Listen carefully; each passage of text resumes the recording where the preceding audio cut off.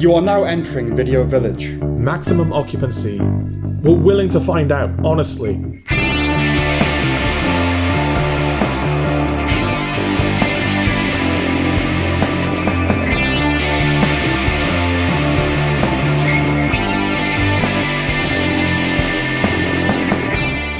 Coming up, Sam reviews Legends, Man on Fire, Mint, and the Wizard of the Kremlin. and we both review André Is an Idiot, The Christophers, Daredevil Born Again Season 2, Apex, Rooster, Fuze, Remarkably Bright Creatures, The Drama. and Karen!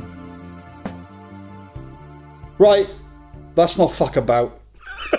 Oh yeah, we're known for our fucking about these Dilly-dallying. days. Yeah. God, we used to be though. Yeah. Not known for it, but like, Yeah.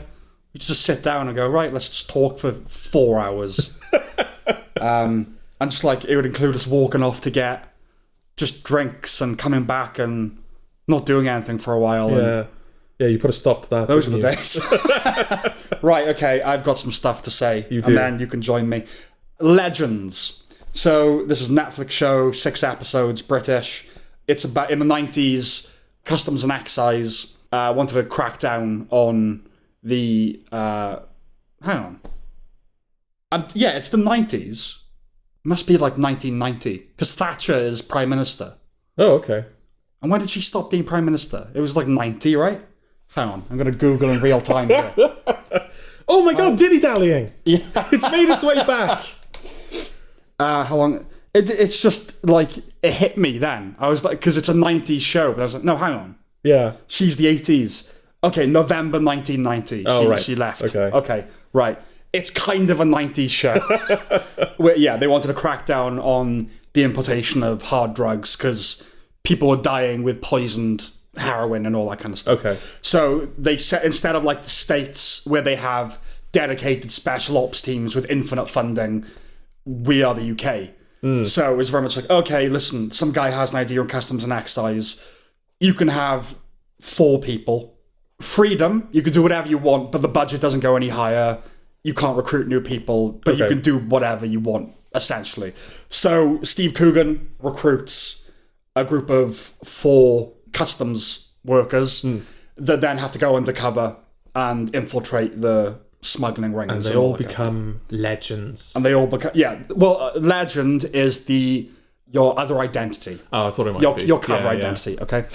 Okay, so the cast features oh look, it's who's who of ubiquitous British faces, including Douglas Hodge, Con O'Neill, and the perennial Alex Jennings. I've said it as a joke. It's not a joke. It does feel like you're saying it It all the really time. is in everything. Yeah. As well as Steve Coogan in a dramatic role. He's serviceable. I think the important thing is there isn't a hint of Partridge with him. And Tom Burke and Hayley Squires, both of whom I'm a fan.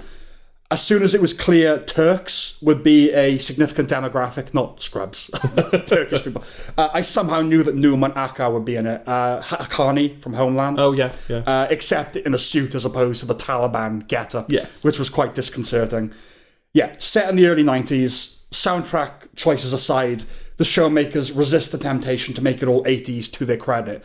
I'm now realizing like it's more to their credit that they resisted making it all 80s, you know, for just going into 1990. Yeah, yeah. There's definitely something appealing early on in their resetting of the board vis-a-vis the crime drama, getting in on the ground floor. It's like, criminals form criminal communities. You have to enter those communities. These are the dealers, the bottom of the heap. You need to find out who their suppliers are, like really from the ground floor. Okay. You even see the cultivation of the poppy in Pakistan, Afghanistan, the very genesis of the supply chain. You see its journey through the Middle East, its transportation via mules. While not as total or visually arresting, it reminded me of the opening sequence from Lord of War. You know that, the journey of the bullet? Yes. Yeah. Yeah. As soon as the concept of the legend is introduced, the term is used a smidge excessively. Okay. Equally excessive at the runtimes, even if it's only 6 episodes. Weekly releases, people. You are burning me the fuck out. The show is nothing you haven't seen before. Really, it's quite unremarkable. But the true story of the thing lends it a certain frisson. Enough to get by with? Not really. I saw it, I get it, I'm done. Okay. But it's not bad. It's just, yeah, okay. It's a British crime show. Right. You know? Man on Fire. Developed by Kyle Killen. That's his name. Creator of 4 shows that never made it past the season, 2 of which were actually acclaimed. I don't think it was their fault, per se. And Halo, which didn't make it past 2. No. He's now on the Netflix teat with Middle of the Road, Man on Fire, as opposed to Man on Fire, Middle of the Road, which was the headline for that Buddhist monk book. Are you familiar with Man on Fire at all? Like any of the iterations? Really, if I'm being honest, no. It's based on a novel, originally, a 1980 novel. It's a hard-boiled detective thriller, not detective, but thriller novel. Yeah. He's a special forces guy, John Creasy, or in the book, Marcus Creasy. Okay. How have they not changed his name to Killen? We'll talk about the name very shortly. But yeah, his friends are killed, but the daughter of the family survives, so he has to look after the daughter. Surrogate daughter, Leon kind of thing, has to look after her while finding the people responsible, enacting revenge, inflicting torture, horrific torture, while she is she brings out his humanity. That's the show. And it's the same here, but it's set in Brazil. That's what's different about it. It's by the numbers action fair, and yeah, to be fair, that's what Man on Fire is. I saw the Denzel Washington iteration around the time of its release, so I would have been about 10. I don't remember it. I know for a certain type of consumer, it's a go-to macho flick, and this will mostly satisfy that crowd. The hardcore action is front and back loaded, the middle is lower key, but there's enough there to sate basic bloodthirst. Like I said, originally a thriller novel, the protagonist of that novel is Marcus Creasy, renamed Christian for an 80s adaptation with Scott Glenn, renamed John for Denzel, and it remains John for Yahya Abdul-Mateen II. The black Creasys are Johns, right? Yam to the power of 2 is solid in the role, if not Denzelic. Scoot McNairy is wasted, and you're a fool if you don't twig his villainy. Bobby Cannavale needs to start being a gift again in things. Brief though his appearance is here, he's the friend. If not the standout, the takeaway for me is Billy Boulay. Young actress, pretty good, be on the lookout. She's the daughter, 21-year-old, I think good things will happen with her. Okay. While crisp aerial shots of the favelas have a certain something, the Brazil aesthetic, albeit shot in Mexico City, is not something that appeals to me. You know, like just certain spheres, like snow that you're drawn to. The Brazil thing is not one of mine. I don't know about you. South America, that kind of... Yeah. It's not an immediate one that I jump to, no. Modern action choreography seems to employ with alarming regularity the rapid evacuation of the clip. We talked about it before. Yeah. And I'm not talking about frenzied cops in the heat of the moment or your Stallone neggers with those portable Gatling cannons. I mean special forces John Wick types with handguns. You know? Close combat, close quarters. Does he do the reload as he's about to kill a guy? I don't know if he does that. I mean, with John Wick, it's the double tap, right? He shoots and he always shoots again. This, it's a guy is right next to him and he just unloads the handgun. Right. Okay. It's a standard martial arts maneuver. It's just wasteful, dangerously so, I would say. On its face, it's a story that clearly suits the medium of film and the corpus thus abides. It grows stale and patience testing rather quickly. When I saw the last episode was an hour long instead of the standard 40-something, I withered. It's not for me, but it will please plenty enough for renewal. Okay. I wouldn't recommend it, though. Yeah, okay, all right. Mint. So we have Shannon and Aran, boy and girl, well, girl and boy, respectively, in Glasgow. It's Romeo and Juliet meets the Sopranos via Scotland, basically. Okay. Young people who's in crime families, warring crime families, who fall in love with each other, right? Yeah. Lead Emma Laird, last seen dispatched with a hook in the Bone Temple, is pleasant to the eye. And that's my review. No, it's not. That's all you need. That's all you need. There's an oblique dreaminess to the presentation. The score, the atmosphere, it ties into Shannon's yearning for a fairy tale love story, and as such, the opening credits channel Rapunzel. And yeah, all the while, events take place in gritty Glasgow. Usually it's a bad sign when the only thing to talk about are the visuals. That isn't quite the case here. The writing and acting is decent. Not just Laird, but Laura Fraser, Lindsay Duncan, and Sam Riley. But the aesthetic is very much the talking point. It's a step up from most BBC productions, a bricolage of VHS-type footage, unconventional framings, and spliced-in reveries that resides on the fringes of kook, and for some will trespass into it. I think there are audiences that will have no patience for it. Okay. I accepted it as an unexpected deviation from kitchen sink bleakness. However, while novel, the impressionistic style does leave you with the impression that it's there to pad things out a little and gild what's a very simple story. I did wonder how long the episodes would be if they stuck strictly to the narrative.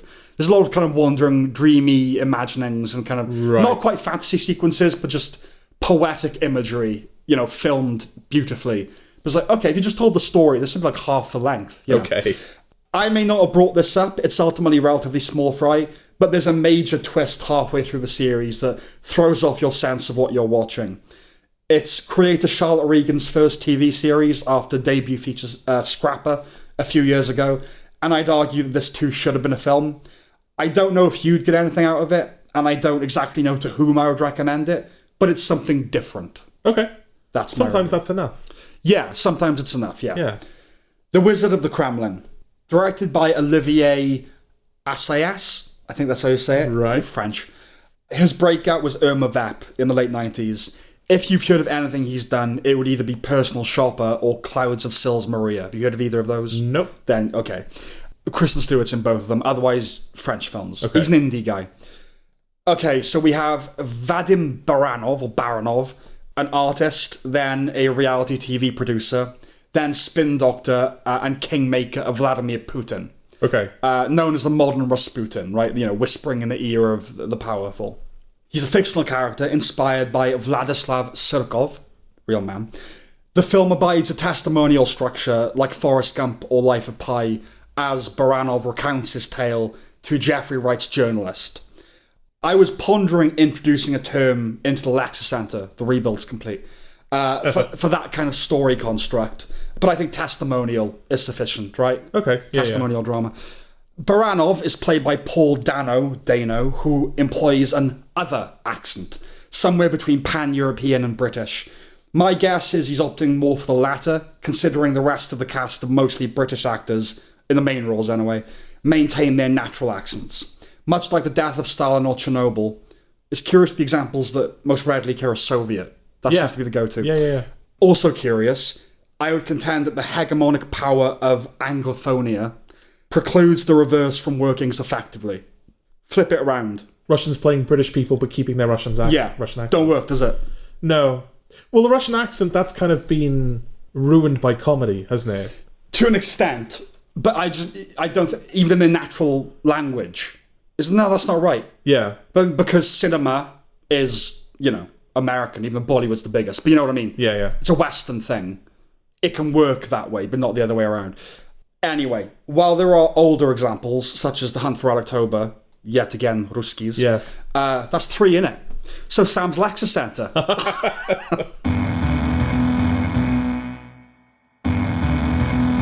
It's time. Sam, Lexicentre. Definition.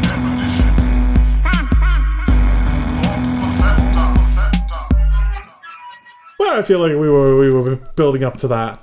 That wasn't a surprise at all. Okay, so this will be the creative choice for typically British and American actors to maintain their natural accents when playing foreign characters. And I'm calling that accenting. Like the tool, the implement, accenting. Oh, axing the accents. Yes. Oh, okay. Accenting. And that's that.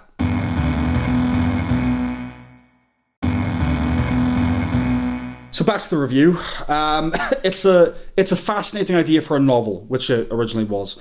It's clear from the first that it's an adaptation, and one that does not translate, at least in this instance. Baranov talks and talks in an unwaveringly soporific manner that's meant to connote intellect and menace, but instead suggests that Tarantino may have had a point.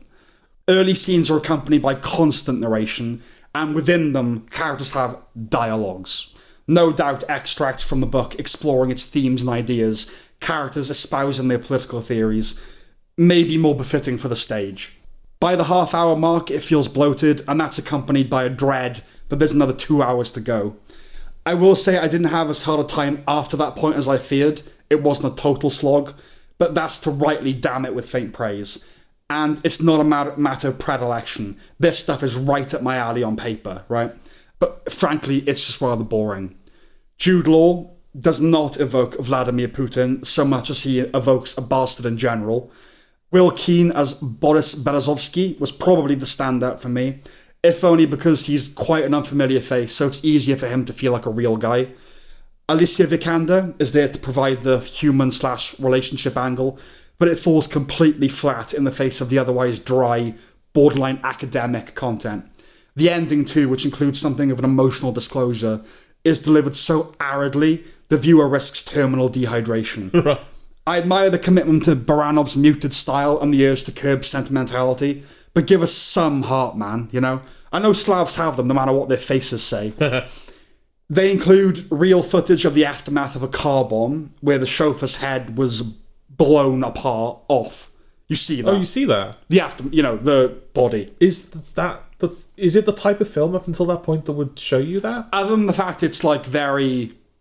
blunt. Yeah, it's matter of fact and it's realpolitik but yeah, like I was very surprised they included that. It's significantly gnarlier than anything else in the film, and not just because of its authenticity. It reminded me of something to which I'll allude in a later review, but it's like, oh fuck. Like last time something like that happened was Judgment at Nuremberg, where you see footage from the camps. It's like, okay, important though. Yeah. And this was kind of like, I'm not averse to seeing shit like this, but it was, oh, what? Yeah. Why are you showing that? Just like the wrong venue for it. Yeah. Okay. Yeah. There was one interesting moment, which I don't even know was meant to be particularly interesting. Okay. Maybe I just read something into it. There's a scene where Putin is jet skiing on the Black Sea next to his dacha. It cuts from a shot of him on the water to a distant wide where we see the jet ski doing donuts. Then the camera pans over to the garden where he's barbecuing for people. Okay. Right? You think on a basic level, is it a double? Or is it something about that whole Russian, the Pravda kayfabe thing? Do you know what I mean? Where truth is what one makes it. Or was it just another guy at a later point and the filmmaking was inelegant? Yeah. You know? If it was deliberate, props to them, because that's the kind of artistry I like, using the visual language to accentuate the themes, right? Because it does destabilize you just that little bit.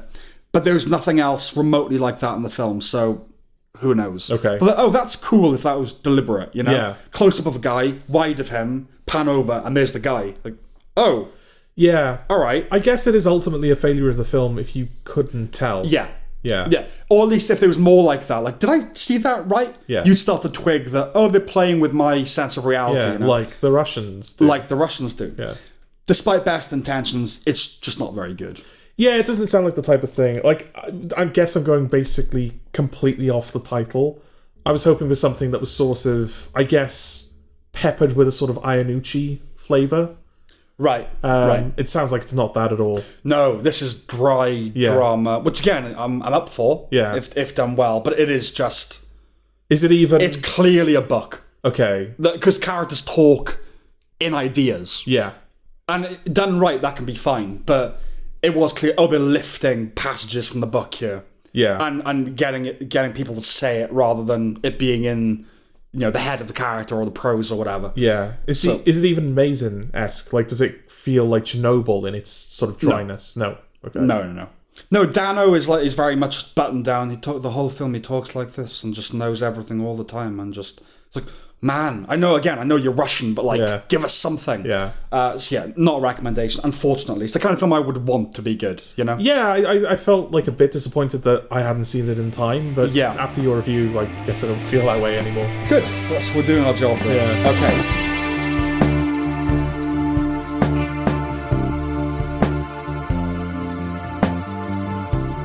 André is an idiot, and I welcome you into the fold. Oh, okay. André is an idiot because he's dying of cancer. What a moron. Fool. Foolish dying man. A consequence of him not getting a colonoscopy sooner, André responds to his terminal diagnosis in a way only he could, putting together an 80-minute documentary, which we're going to review right now. He's a likeable bloke, that André. I grew to like him very, very quickly. Yeah. And there was a moment as well, because it's not a long film, I said that it's 80 minutes, but it was like, I know that by the time this film is over... I'm going to be heartbroken. Because just the story of how he met his wife. Yeah. It was a green card marriage, and they over-prepared to the point where they actually fell in love with each other, and it became a legitimate marriage. And just like... Arranged marriages work, man. Yeah, and just from the start, when everyone's saying like, oh yeah, Andre is just like, he's the wildest person I know, he's the craziest guy, that can seem like... Oh, he's the right character. Yeah. Yeah. But he is. He's a right character. He is, a character that I quite like. It's a Jimmy Carr. There's some comedian who said whenever someone is described as a right character, that means he's the kind of man that when you're not looking will dip his balls in your pint. A wanker, like, you know. But no, this guy is actually... Andre will do it while you're watching. Oh, yeah. No, this guy, he's really likable. Yeah. His creativity, his irreverence, his wildness, the quintessential cool dad. Yeah. Right? Like, he read his daughter Helter Skelter when she was in the hospital. And we see her packing American Psycho. He gave that to her, right? Yes.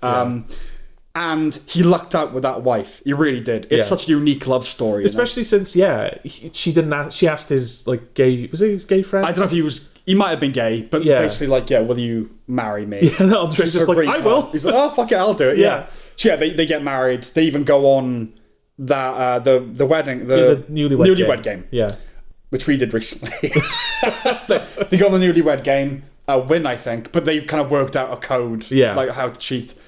And then, I think they won, so they went off on holiday together, and they just had sex on holiday. Yeah. And he called his friends like, oh man, I fucked my wife. He's like, what?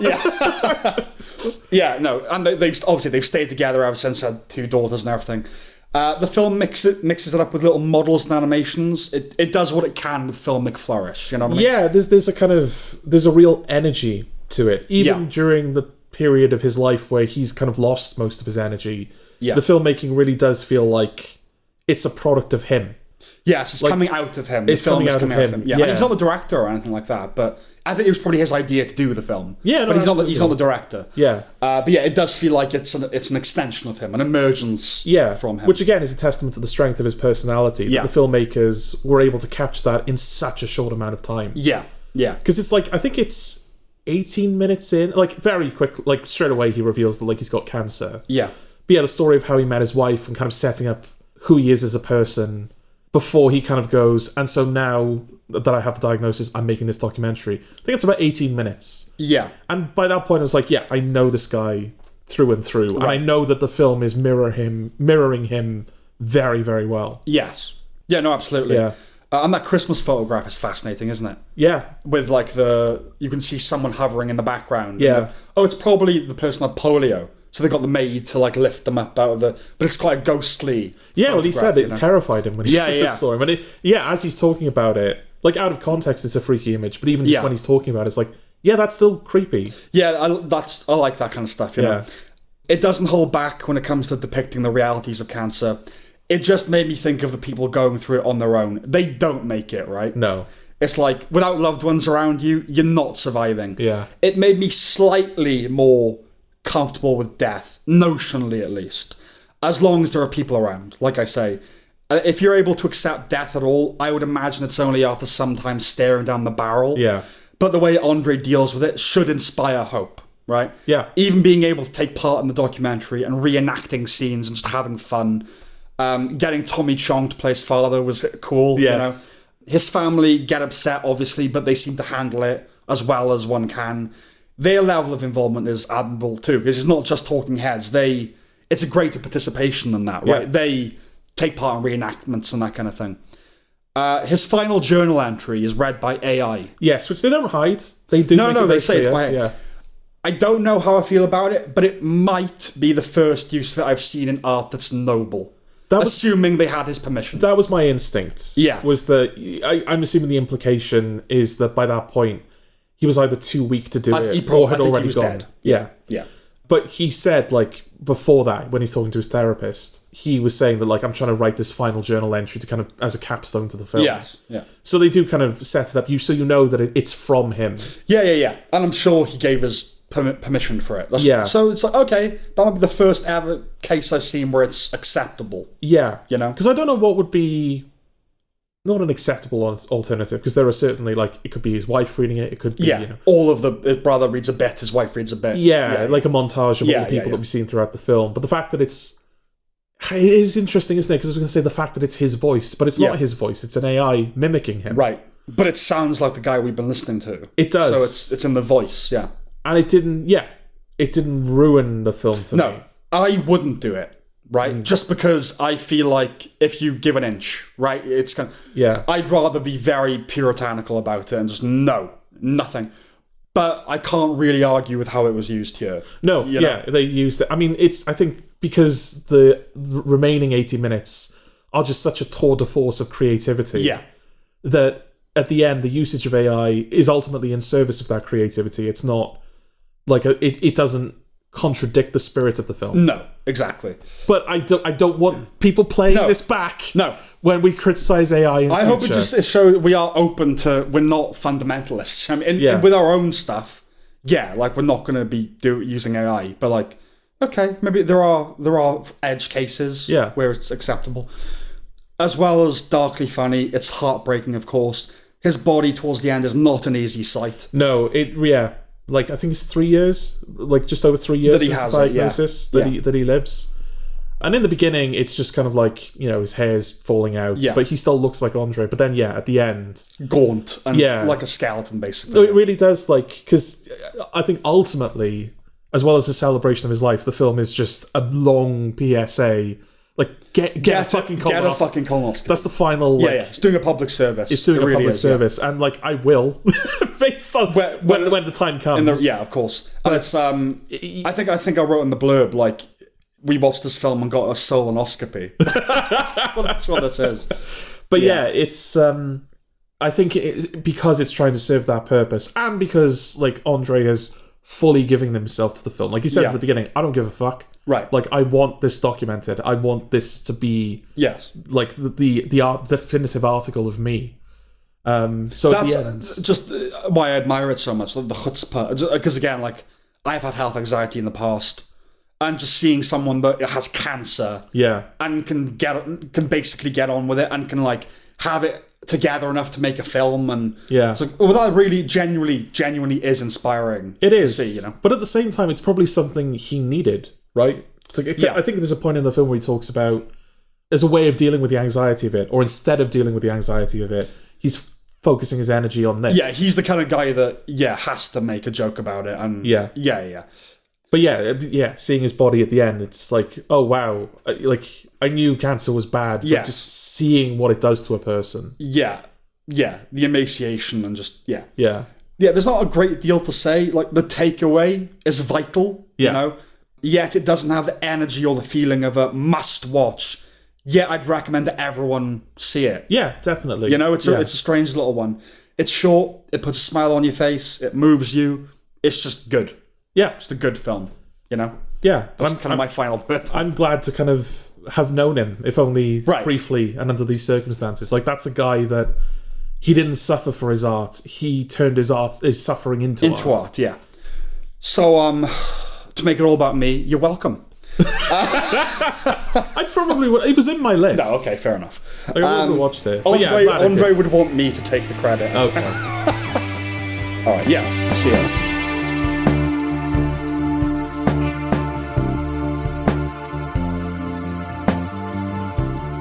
The Christophers. Ian McKellen is old and grumpy. He's also in the Christophers. Is it Michaela Cole? Yeah. Yes. A restoration artist hired by his children to complete his unfinished paintings in his famous series of Christophers, so they can be discovered after his death and sold at a premium. But Ian McKellen ain't dead yet, and he ain't having none of it. Hello. Yeah, yet another Steven Soderbergh movie, or Yassam. Did he make this like around the same time as Presence and Black Bag? I assume you'd have to, yeah. Yeah, because I remember seeing earlier reviews for this around that time. Okay. I think it's just been stuck on the festival circuit for a lot longer. Right. Well, he's got it from a can now. Yeah. Another one. Yeah. Yeah, like Ryan Murphy, his output qualifies him for an acronym, I think. So, Yassam. Okay. Written by Ed Solomon, Bill and Ted Scribe, as well as the first two Now You See Me's, so he seems to gravitate towards Caper, and Men in Black. Also, Super Mario Brothers and Charlie's Angels. Rough with the smooth. Right? And he wrote No Sudden Move, which was a Soderbergh film from a couple of years ago. Okay. 20 films ago. Yet again, for SS, it's once apparently effortless and distinct. He really does stake a claim as the most versatile filmmaker, on top of his prolificacy. Yes. You know what I mean? Unfortunately, the first person to show up is Michaela Cole, and she doesn't go away. James Corden soon follows. Yeah, it's it's front loaded. It's really trying to get you to not watch it. Yeah, but he is gratefully scarce. I don't like her. I just don't like her. Okay. Ian McKellen asks her if she's single, and she says he can't ask that either at work or socially because he's her employer. He has the power. Her character is in a throuple. I don't know anything about Cole's sex life, and I don't want to, but her character seemed to echo what I infer to be her. Okay. You know? You're meant to enjoy McKellen, but you're meant to be her. Fuck that. Well, are you? Because I was... Yeah, when she says all that to McKellen's basically like, oh, bollocks to that. Yeah. I'm like with McKellen. Yeah, you know? we are. Yeah. Yeah, we are McKellen, but Ian McKellen has copious dialogue, and he delivers it with true veteran panache. Yes. It's the best I've seen him in a long, long time. At least 20 years. It's a contender for his best performance, I would say. Oh, that's good to know, because I like the performance a lot. Yeah.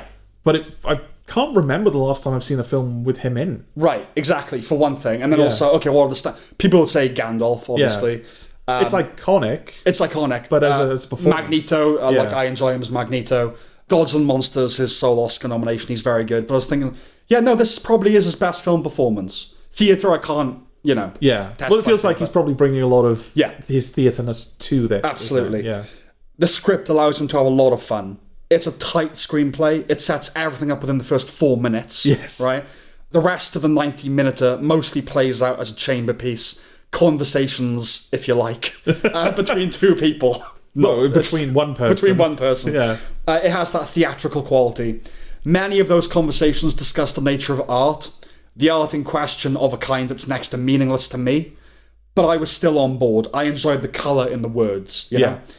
For me, there's little to say other than to recommend it. Like, I really liked it. Yeah, I really liked it as well. One thing that I did appreciate about it, I'm assuming it was deliberate, is that a lot of the film, like you said, is dialogue. Yeah. But it's about art. It's about paintings. It's about a very visual form of art that they don't show you.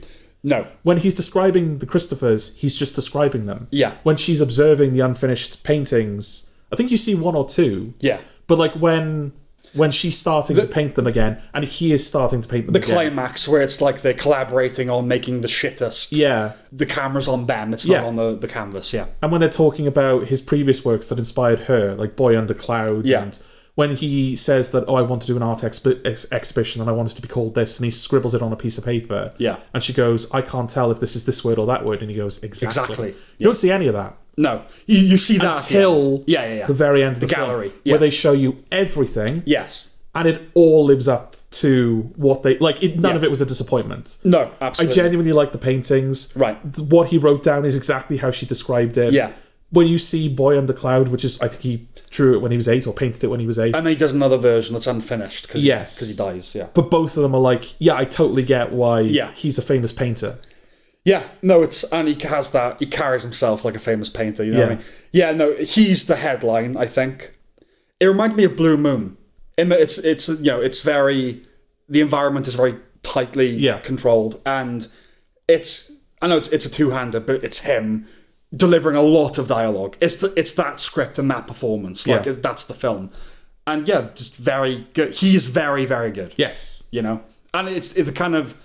I probably would have assumed, Ian McKellen's never going to be great again in my life. My lifetime. That's probably it, right? But no.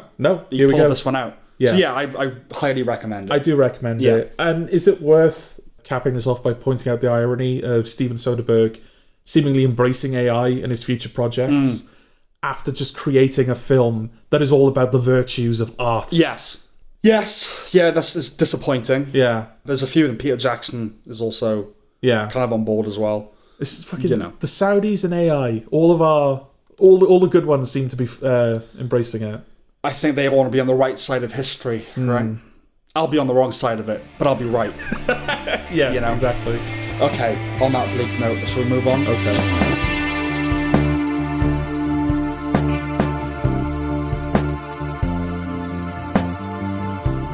Oh no, it's bleak again. Daredevil, Born Again, Season 2. Well, this is indeed Daredevil. It is indeed Season 2, and I was indeed bored again. There you go.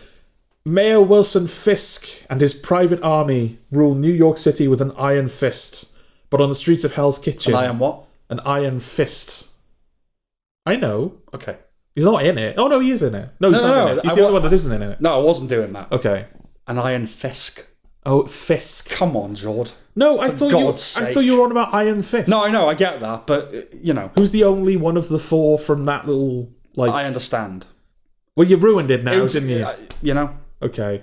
It's because I was writing the blurbs, and I was playing with, like, oh, you know, what do? We Fisk Daredevil. Like, go on. Fisked us, didn't it? Fisked us. Yeah. I thought that one of the appeals of Daredevil, I think we had a similar conversation with Ant-Man and the Wasp: Quantumania. Right. It feels like the benefit of kind of siloing off a lot of your superheroes to have their own little franchises is that they all have these unique flavors to them. Mm-hmm. Like a lot of the Captain American films, they usually like conspiracy thrillers. Mm-hmm. The Ant-Man films are supposed to be like fun heist movies. I thought Daredevil's gimmick was that it was a half superhero, half lawyer show. Right. In the same way that Dexter is half serial killer show, half detective show. Mm-hmm. But this season, it's just like, with the exception of the courtroom scene at the end, was all the lawyery stuff gone? We'll come to that. Yeah. Well, who cares, basically? Yeah, no, definitely. I think you can basically end the review there, yeah. in all honesty. Whenever there's an MCU show, it pops up in my algorithm week to week, right? I know superheroes are bankable. I'm not, at the moment anyway, railing against the nature of mass appetite and taste. By this point, I just actually don't know how this stuff remains so popular. Isn't it over? You know, every other trend moves a mile a minute, but the superhero thing interminably persists. Yeah. It just feels so dead, you know? Yeah. We're 5 seasons into this thing, really, right? If you want to count the original series, yeah. Realistically. How is Vincent D'Onofrio still around? You know? Yeah. The show remains obsessed with the back of his big, bald head. They're still doing the Daredevil Kingpin thing after all this time because fans like him. That's it. Yeah. Plus, no one ever goes away in these things. Even Foggy comes back. Enough of him already as well. Well, I think the thing as well is that Daredevil was the first time that Marvel stuck its toe into doing something that was more mature and for adults. Yeah. Like, I remember you at the time when the original Daredevil series was airing. Not only did you like it, you kind of praised the fact that he smashes a guy's head in the door and you see this head just disintegrate. It's like, oh, that's in a Marvel thing. Right. Now it seems like they're not afraid to do that. It doesn't feel that way anymore. No. Yeah. No, and the specialness of that has been taken away. Yeah. So, like, Daredevil doesn't really have that on its side anymore. No. A lot of the practicality, or from what I remember of the original show, I remember it feeling a lot more practical than this. It feels like that element has been taken away as 100%. Well. Yeah. It was shot properly. Yeah. But this looks like a Marvel show. Yeah. You know. Like The Boys, it's peddling relevance. In this case, ice. Right? Because that's what you want with your superhero fix. Also, those anonymous type videos, which is a bit last decade. Yeah, that was weird. You know? Like, I get it, the system is corrupt, yada yada. But I find it funny, the idea that there's something fascistic to an anti-vigilante task force. That's just the police. Vigilantes aren't legal. No, you know. No, but it is a private police force that, like, operate. Do ICE even operate above the law? Like, do they have the power to... No. I know that people say that they do. Yeah. No, they're not. But they don't actually have the customs powers... enforcement. Yeah. They don't actually have the powers that the anti-vigilante task force in this have, which is, oh, fuck the law, we basically do what we want. Yeah. I know, but I think the framing of it is like, oh, they're hunting vigilantes, as though it's like they're persecuting some minority. And it's like, no, it's illegal to be a vigilante everywhere. Yeah. You know? It's funny as well, because I probably won't review it. I might not even finish it, but I've just started, or trying to start, the second season of Devil May Cry. Right. I did a review of it when the first season came out, and I said that, like, that show ended with America nuking hell. Because they or Venezuela, as it's sometimes known. Well, they did a thing where, like, obviously there are demons, like evil demons that they're fighting, but there are also good demons that are basically humans with horns, right? They're the immigrants that have come over from Mexico, and America's trying to push them back, and it ends with them nuking their hell, their home. And now the second season, in the first episodes, DARKCOM, who I think are like the army or the private military organization that are like America have hired to kind of take over hell. Right. They've just introduced like this new private army, and I'm like, okay, all right, okay. Oh yeah, you're going to see that a lot in the next year or two. The thing I find funny about that, I don't know if I mentioned it at the time. I feel like I did. They chose the one place where that point can't be made. Like, anywhere there's bad apples, you can be, no, my God, all these, there are good people here. It's hell, man. It's hell. That's the one place you can nuke with impunity. Yeah. It's fine. Also, nuking hell. Where do they what go? What have you changed? Yeah, the under hell they go to. Yeah. Okay. One of the appealing things about Charlie Cox's Daredevil, initially, is that his physique was that much closer to a normal guy. Yeah. Right? Sure, he was in very good shape, right? But he wasn't Thor. That's no longer the case. Yeah. There's a couple of shots, topless shots. It's like, he's just like a steroided. Which, I guess, if the idea is like he's been doing this for however many years the show's supposed to have taken place over. But Daredevil, it's more about agility than it is about brawn. Yeah. You know what I mean? No, yeah, because they bring Jessica Jones back for a couple of episodes, and you have that point of comparison where he's acrobating his way around a fight scene, right, and she's just punching through walls. Right. Yeah. Stupid. Yeah. Matthew Lillard is decent, which is not always the case. So he's not bad, Yeah, but what was he for? Oh, yeah, no, forget that. But just when he's on screen, it's like, oh, you're not cringeworthy in this, because he sometimes can be. Yeah. He's a good Shaggy, and there are fans of his performance in Scream, but I've never really been sold on him as a serious actor, so it's nice to see that. Michael Gandolfini is looking increasingly like his father. There are moments where he's hunched over a table eating with his paunch. Oh, yes. He eats a lot. I think coupled with certain costumes, it makes me think they're aiming for the comparison so that it will be memed. Oh, okay. Because I have seen plenty of memes that show them side by side, And it's him like talking with his fork and that. Yeah. Okay. I know it's his son. Like, something's just, he's going to be the same. Yeah, exactly. But then they got rid of him, so... It's kind of an interesting... I don't know if I've seen this discussed, but you can sort of view it as a changing of masculinity in the times where Tony Soprano, Tony Soprano, who man's man, Yeah. And now his son has just kind of a slightly higher voice and sort of gets beaten and killed. And it's like, oh, it's sort of how men have changed. Oh, right. Okay. Like, I think there's something to be said there. Okay. That in the 90s, and even then, the whole idea was that masculinity was kind of on the outs because of psychotherapy and stuff. Like, where's the strong, silent type? That's what he's always asking. Gary Cooper, the strong, silent type. Yeah, Sam's rewatching The Sopranos at the at the moment. Why isn't everyone right now or watching it? Yeah, so there's an interesting thing there, but his son isn't playing like just out and out baddies and like tough guys. No, like he's kind of playing a vulnerable version of that. Yeah. Not to say that Gandolfini. Anyway. Many of the scenes are lit unattractively. Mm-hmm. A gross excess of light pumped in from outside, sometimes white, sometimes blue, sometimes yellow with that handheld camera work, There's swearing because gritty. Yeah. There's a restaurant that was featured in Love Story, whose praises I sang, that also shows up in the season finale of this. Oh. I know. But do you know the one that's like lights everywhere? You probably Okay. don't remember. You wiped it from your mind. So yeah, I know one of your core objections is that it is an illegal drama. Yeah. In addition to a superhero show. The season ends with a trial, but it felt like their olive branch. Yeah. It doesn't remotely conduct itself like anything you've seen in far superior dramas, even if they throw around the odd law term. It's closer to Liar Liar than The Good Wife. Yeah, I mean, at this point, Fisk has kind of gutted the city's legal system. Yeah. So that he can basically like do what he wants and send whoever he wants to prison with impunity. Yeah, it's more like a show trial, like a Shakespearean, big show trial. I think part of the problem, though, and this is a problem that's very easy to kind of run into, I think, if you're doing something about propaganda, is that it runs the risk of portraying the general public as just like idiots. Oh, yeah. Because you I mean, think of The Boys, and we'll get to that. But the whole thing there is, you've got this little ragtag band of misfits trying to overthrow white supremacists. Yeah. America loves them. Yeah. So it's kind of like, who are they saving them for? Do you know what I mean? It's like, genuinely. Yeah. But anyway. Well, in this, for most of the season, I think the season starts with them destroying a ship that's carrying a load of munitions. Yeah. And they kind of make that known, and Fisk is able to just propaganda his way around it, and the general public are like, oh, well, then I guess Daredevil was doing a bad thing. There are credulous people, especially America. I'm not, but also it's kind of like, I sometimes miss the optimistic view. Do you know what I mean? Sometimes. Yeah. It's like, oh yeah, no, don't you know? They're idiots. They're fascists, but everyone wants the fascists. Like, but who you rescue?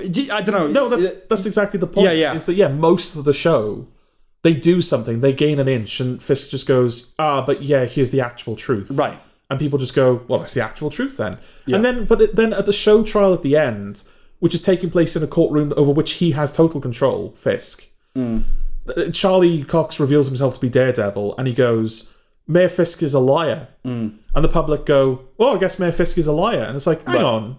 Yeah. Would they believe him? If he'd spent so long just like... And the problem as well is not, like, think of the modern world, because everyone has been like, oh, it's the modern world, He's Trump. He's Trump. Fisk is Trump. Fisk is Trump, and it's mirroring the modern world. Oh, isn't it a terrible thing? Blah, blah, blah. But in the real world, it feels like it's relatively 50-50. You have... Right. Maybe not, because you have like the silent majority in the middle, but on one side you have people going, there are people that are voting for Trump and support what Trump is doing, and then you got the other side going, he's a fucking lunatic. Why are you supporting him? And both sides saying kill the Jews. But then in the world of Daredevil, it's like a handful of people. Yeah. They're like, oh, Fisk is actually the bad guy, and then just everyone else is just accepting the fascism. Yeah. Until they're told not to accept it, and then they go, oh, I guess we won't. It's the good German thing, I guess. I don't know. There's no sense that they're doing it kind of begrudgingly, right? No. The whole idea of the good German is they just sort of, they turn their eyes. Yeah. They turn their heads. In this, we're still getting those vox pops, so people are like, hey, Mayor Fisk, man, he's fucking cleaned this city up. It's fucking great now. And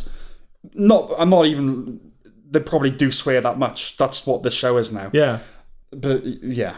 Yeah, it's still Daredevil. Well, that's the thing. It's like, I don't care if these people are saved, because they're just they're just the most gullible people. Credulous gits, as Stephen Fry would say.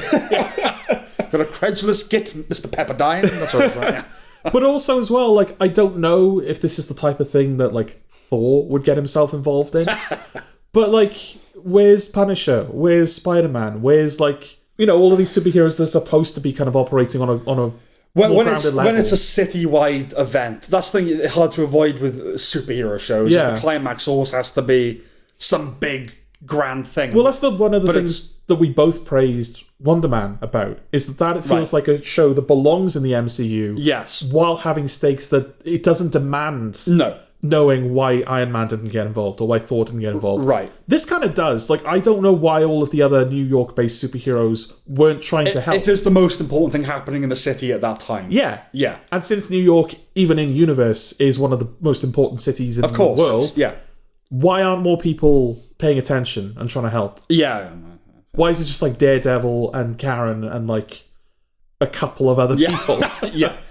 Listen, I was watching it, like the courtroom stuff, with that artificial light pumped in and that horrible lens flare, thinking of chicanery, right? Oh, yes. Or really anything from Better Call Saul, where it feels and looks and sounds like a courtroom. Like that pilot scene where we first see Jimmy in court, it's masterful, right? It's jarringly brilliant. And I'm not even talking about the writing or the performances, just the production. I know everything can't be Better Call Saul, but they could all try harder to be. Do you know what I mean? Like that, I think maybe because you're coming off the back of other shows, and then you sit and watch Better Call Saul, and it's that first courtroom scene where you hear the buzzing electricity of like the light, and just the sound of the pencil, and just, oh my God, I've entered into like another realm here. I'm in that courtroom. Yeah. It's so real. And it's like, you've got so much money, but you could make the best produced products, you know what I mean? Just on that level, but they don't. Yeah, the idea that Fisk makes one speech on TV and the entire city, it seems, mobilizes into two camps. It's dumb. Yeah. It's dumb, right? And it wouldn't be so much of an issue if it didn't sell itself as the grounded, gritty superhero show.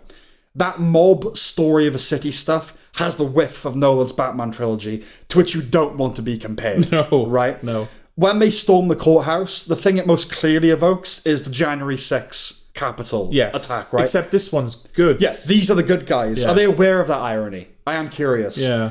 Maybe the only satisfying moment of the season was watching Fisk massacre the Daredevil cosplayers. I actually, okay, cool. Yeah, he's just like ripping through them. Does he have superpowers? This was going to ask you, have they ever addressed his power? Because he's not a superhero, he's just a strong bloke, right? Yeah. But it has the character of super strength in effect. Yeah. It's like, no, I know he's a portly gentleman. Yes. And he boxes, and yeah, you wouldn't want him punching you. But he's not... He's killing men with a single blow. Yeah, he's like stronger. through walls Yeah. and just... Yeah, they've never really addressed that. I don't think so, because I'm not... I don't really remember much of the first season of Daredevil, and as you alluded to, Born Again is being deleted from my memory as we speak. Yes. So as far as I'm aware, they haven't established that he is superhuman. No, in not strength. at all. Daredevil, they're not. I Yeah. know that Jessica Jones kind of is, but like the idea of that universe, Yeah. that little corner of the universe. It has the potential to be interesting. That What? like the hero is not a superhero and the villain like is but kind of hides it. Like he has superhuman strength, Right. but he's not using that strength to take over. He's kind of more of a manipulator. Okay. And then he uses his strength when it comes in handy. Mm-hmm. But yeah, like at the end when he's like mowing through the guys, I was like, oh, is he always been capable of this? Right. It kind of caught me off guard. My memory of like the original Daredevil series was, yeah, like he destroys that guy's head in the corridor. Yeah. He fights Daredevil at the end because he's just a strong guy. But yeah, nothing else like that. No. You know? It really was more grounded than this is. Yeah. So yeah, I don't know. Yeah, the money that goes into it and the well-honed formula and that invisible hand quality of the production means nothing is shaky, right? And sometimes you need to feel that sense of walking a high wire. The artists putting themselves out there. The thumbprints, right? Yeah. I wouldn't use the word successful for this because I personally don't like it, but it has success built into it, right? It's going to be watched. Inexplicably, it's going to be well reviewed, right? The competence of the machine. So while it can't be bad, it's not respectable. I'd sooner watch an honest failure. And it's not just because it's expensive. Like Succession was expensive. There's just no vision or voice to it. It's corporate bilge. Yeah. You know? And that's my final word on it. Yeah, I don't know whether this is the type of thing that people would go, oh, well, this is for the fans. You know? Like, I get... You wouldn't like it because it's for the fans. If this is for the fans, the fans are fucking welcome to it as far as I'm concerned. Marvel is not a niche. It's for the fans. Marvel is the most mainstream product. The fans are just the general cinema-going audience. So it's for the fans. What, of the comic books? Of Daredevil, I guess. But do you know what I mean? It's like, I don't really know what that means. Oh, it's for the fans. Like they're a cult crowd. No, they are the audience. Yeah. You know? 100%. We are part of that audience, unfortunately, because we have to do this stupid fucking podcast. But yeah, okay, enough, I think. Yeah, enough of that. don't approve of Don't watch it.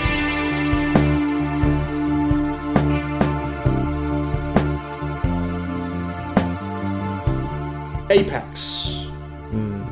Charlize Theron and Eric Bana. Oh, there goes Eric Bana.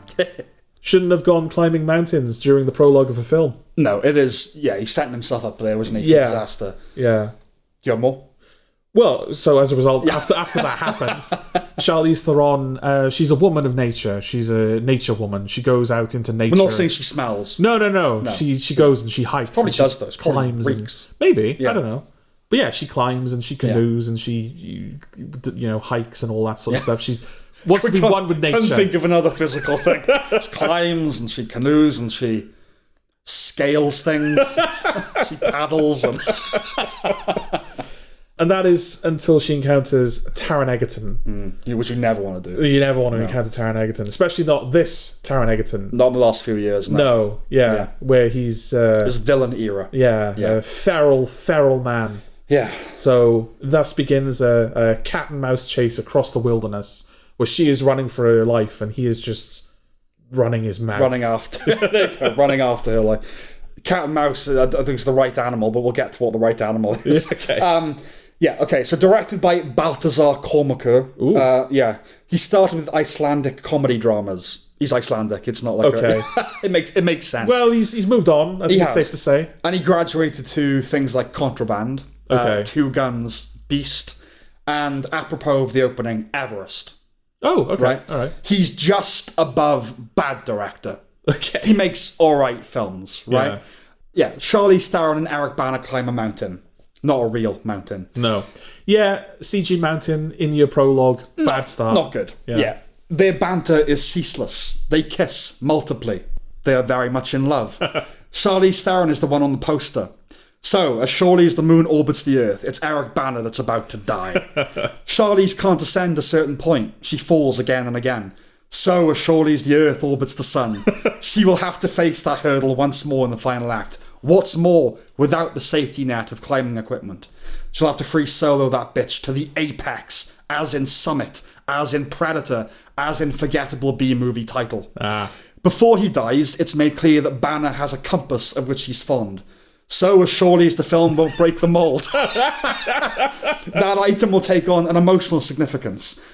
I understand that there are tropes that have worked since time immemorial, but on another deeper level, I can't believe we're still doing this. The writer is either cynical, shrewd, or a plain hack. It's predictable to the most casual observer. Yeah.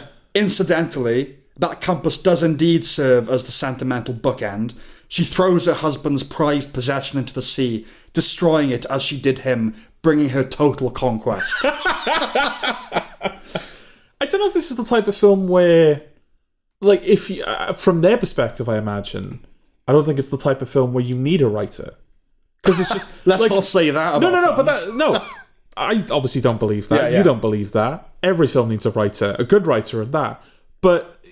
from their perspective, it's like, well, let's just do an action movie with Charlize Theron and Taron Egerton. Yes, they didn't care that much. Yeah, just like throw something together. Really, we only need you to kind of explain how they meet each other, and then we'll just have action scenes after that. You know, it's making me think, you know, you got those scripts, like a lot of it was in the 90s, where they would take an existing script and then make it a franchise movie. It's like Simon Says was a black, I don't know if it was on the blacklist, but it was a spec script. Yeah. And then it got made as Die Hard with a Vengeance, right? Yeah, Cloverfield they did that for a couple of times with as well, didn't they? What? Oh, as in, it, like 10 Cloverfield Lane wasn't a Cloverfield movie, Yeah. but then they slapped on. Yes, absolutely. I know a lot of people are thinking that about Resident Evil right now.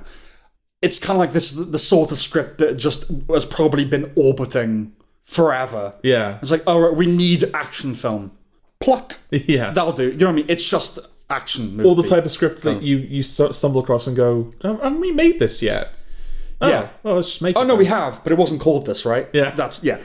In other breaths, it's possible I would be not commending, but forgiving the film for functioning purely as a nuts and bolts thriller for your dad. But not this breath.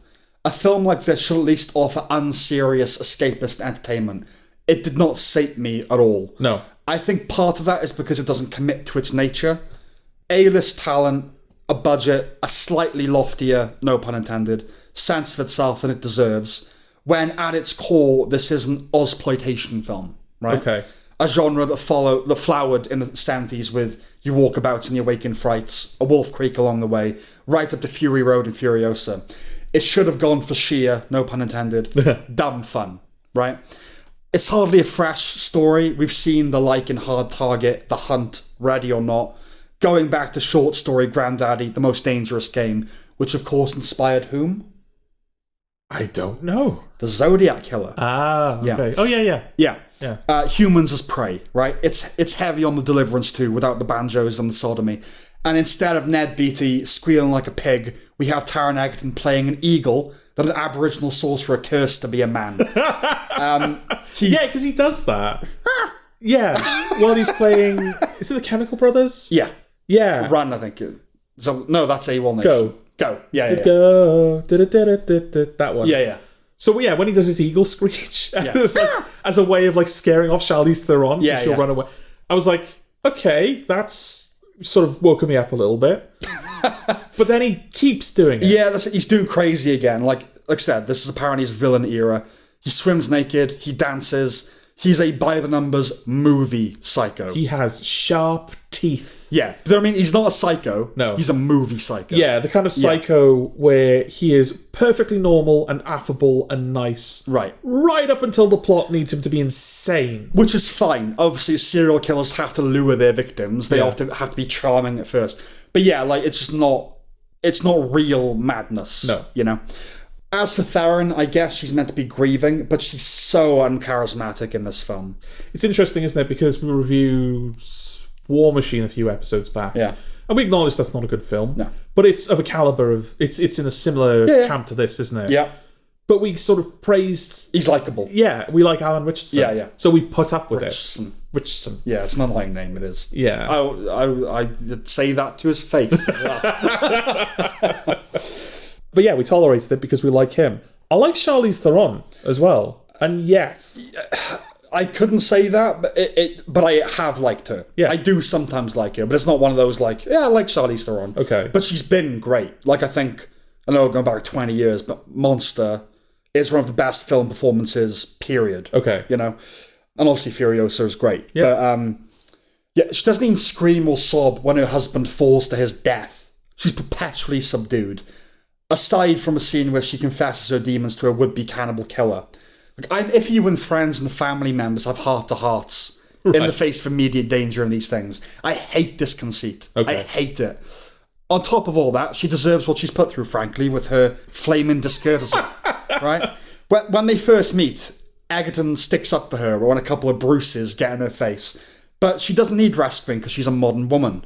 Then, she asks for his help with directions, at which point I would be powerfully tempted to say, no, you don't need help, do you? Stick your map up your sphincter.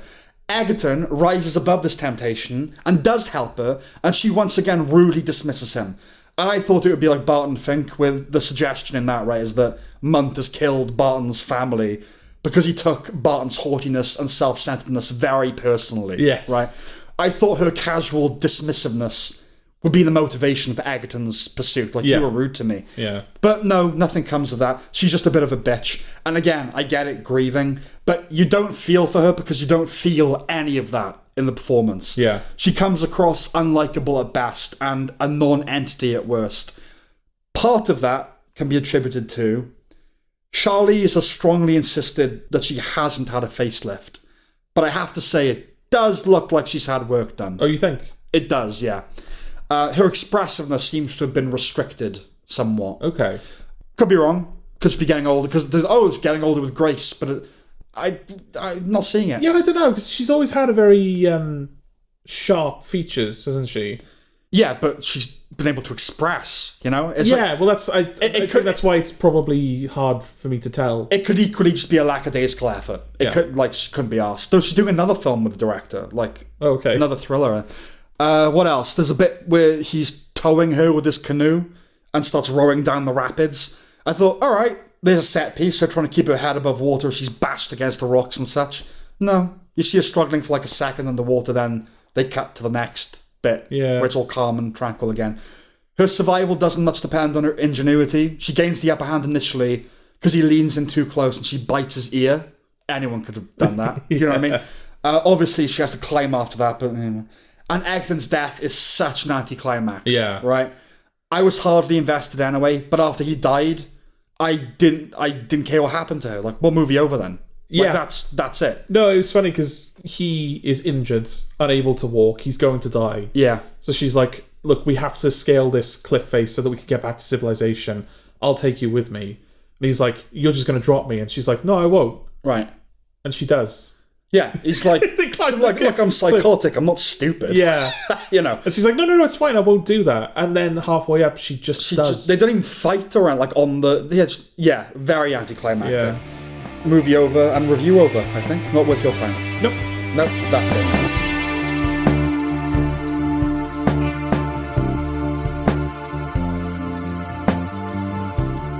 Rooster. I know what you're going to do here. As soon as I said it... It hadn't occurred to me before right now. I will give you the honour. No, go on. Yeah. Ain't found a way to teach them yet. Yeah, here comes the rooster. Okay. Steve Carell. Yeah!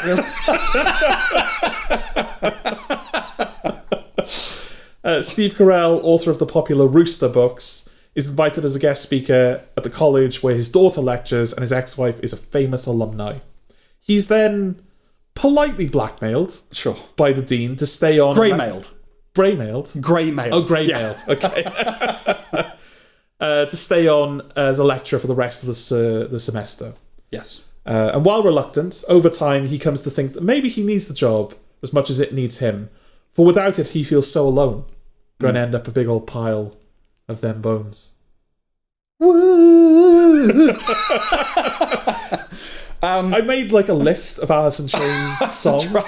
But I was like... Mate, you need to check your brain. yeah. It's like, is there an angry chair in this? I don't think there is. Well, no, then you'd like the chair of the university. Oh, yeah, okay. There you go. You really fucked up. Yeah, no excuses. Right. No. As far as I'm concerned, down in a hole, as a child of mass syndication, comedy shows should either look like Friends or Scrubs, right? That's how I was raised. This looks like neither. It's shot contemporarily. Yeah. That cinematic baseline, but it doesn't detract at all from the humour. It is interesting. The colour grading, I think, is a bit... Yeah. A little bit dark. Yeah, a little bit dark, but also a little bit green, I thought. It had like a sort of greenish tint to it. Yeah, I think that New England verdant kind of, you know. Yeah, which I don't think fully worked in the show's favour. But it's not an ugly show. It's not ugly, and it's still funny. Yeah. Like, it doesn't detract. This is a Bill Lawrence show. As mentioned last episode, the man's been firing on all cylinders. Yeah. Along with Michael Schur, he's the master of the likeable ensemble in the American sitcom, where even if they aren't delivering the big laughs, you're happy to just spend time in their company. Okay. You know? It's funny and sweet. You'll know very soon that you'll like it. I did. Yeah. Yeah. Steve Carell, of course, everyone's favourite everyman, and he isn't Michael Scott. Nope. Newcomer Charlie Clive, Lauren Tsai. The former, when lamenting her husband's infidelity with the latter, grumbles, God, it's not even like she's a supermodel. She's just a normal person. Americans, man. I swear to God. It's like an incredibly attractive young woman.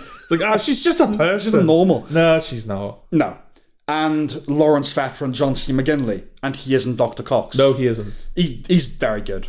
Yeah, I like him. It's good. I wonder if this was why we didn't really see him in Scrubs. Well, this is the thing. His initial fleeting appearance in Scrubs and the place we leave him at the end of this season has me toing and froing constantly. It's like, where is he going to end up? Yeah. Is he going to be in both, you know?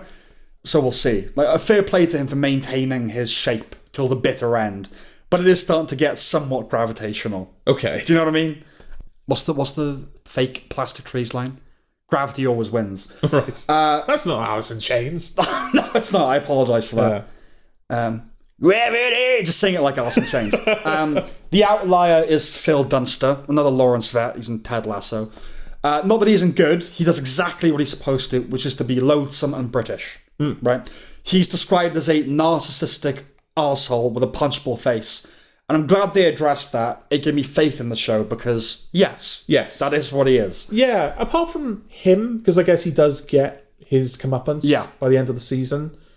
The show's broadly has a positive view of all of its characters. It likes him as well, really. It thinks he's like a dope. Yeah. And he's like a bit shit to people, but it doesn't hate him. It's not, you know. And that's one of the things that I quite liked about it, is that you would assume that given that he is in a relationship with a postgrad student and she was the one that kind of blew up the marriage. Yeah.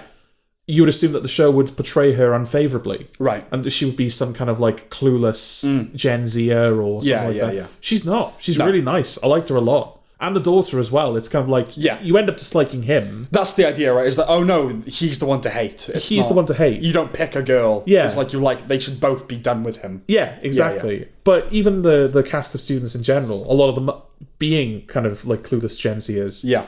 None of them tested my patience. No. Even the one with whom Greg. Greg, yeah. Gurg. Yeah, Gurg, yeah. Gurg. Yeah. The one with whom Gurg kind of forms a bond and kind of tutors him. Yes. He was pretty good as well. Yeah. No, they were. Yeah. Everyone's likeable. Yeah. I enjoyed the recurring gag of cutting to Gurg in an arbitration session, having been accused of some frivolous microaggression. Is there any other kind? Yeah. And Bill Lawrence is trying, isn't he? Because he's between the running gag of the HR in Scrubs. It's it's modern medicine now. You have to be considerate for people's feelings, and I think it's his way of going what was the name of the character in Scrubs? Yeah, I can't remember her name. Whatever the character's name was, when she was you have to tone down your that big file on the Todd and everything. Yeah. And now in here, like you said, the running gag of he says something. And it just hard cuts to him at the table going, I didn't mean it like that. Yeah, no, I did enjoy that. And I think it's just a way of going, look, we're doing just proper comedy. Yeah. But we do acknowledge the world as it is now. But that's not going to stop us from kind of being old school in a way. And yet it doesn't feel like it infects the show at all. Not at all. There are multiple scenes where John C. McGinley is in his little sauna chamber with, what's the name of the character? The young Asian girl that he's... I don't know the name of the character. Lawrence Sy is how I know her. Okay. Yeah. But yeah, they're in a sauna together. Yeah. Mostly undressed. Yes. And it's never seen as like a problem. It's not like, oh, you're the dean. Like, you shouldn't be. Yeah. Yeah, no. It's never discussed as like, is this too intimate for you to be with this? Because they're just in there talking. Yeah. It's not like... It's sauna. It's a sauna. Yeah, it's not a problem. It's not something that the show feels like it needs to address. No. And that was just really nice. It's like, I can just get on with the show. It's not as if I have to be thinking about... And it does offer up some funny thing, like when he calls someone like a little girl. He says like, oh, you're playing like little girls. Yeah. And then it cuts to him in the session. He's like, look, I didn't mean it like girls are weak, although if little girls would play worse than these guys. No, I like that. Nice as well that like the people in that arbitration, like, most of them are going, we know. We get it. Like, we just have to do this. Yeah. The show demonstrates its pathos when dealing with his loneliness, I actually got a little emotional in the finale. It made me nostalgic for school. And like rue that my uni experience hadn't been better, crystallized with that marriage of the collegial and snow. There's something to that, isn't there? And it's not just the holdovers. Like, whatever that is was baked in before that. But there's something to that. Like that New England, like New Hampshire, Vermont, snowy university campus. Yeah. And the cherry on the cake, the return of Michael Stipe. Yes. Sings the theme. Yeah. And it's good, memorable. I would have totally bought it as an REM song that I just haven't. Yeah, no, exactly, yeah. It feels like eons since the TV show featured an originally composed song. Certainly a catchy, memorable one, right? This is another instance of old TV staples making a resurgence. Again, I hope it happily portends for the future. Another original tune closes out the season, The High Road by Sam Fender. Also new. Yeah. Also good. When it's over, you realise just how much you've liked it, I think. Yeah. Yeah. Already renewed. Looking forward to more. I watched it in a very short space of time. I knew you would like it. Yeah. Because I could. Because it was easy to binge. Yeah. It was incredibly comfortable to watch.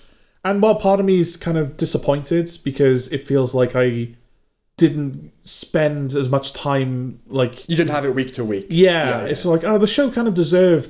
It's not that it didn't have my attention while I was watching it. But it kind of deserved, me having to wait and spend more time kind of marinating in it. We can do it for season 2 now. And also, I could just watch it again.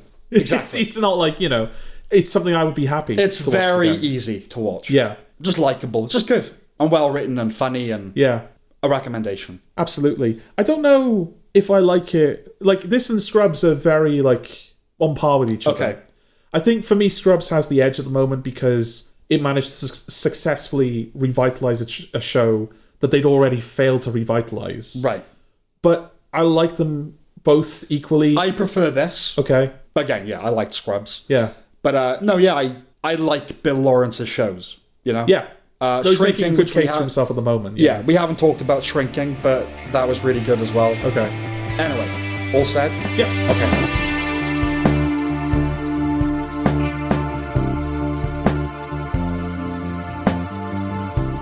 Fuze.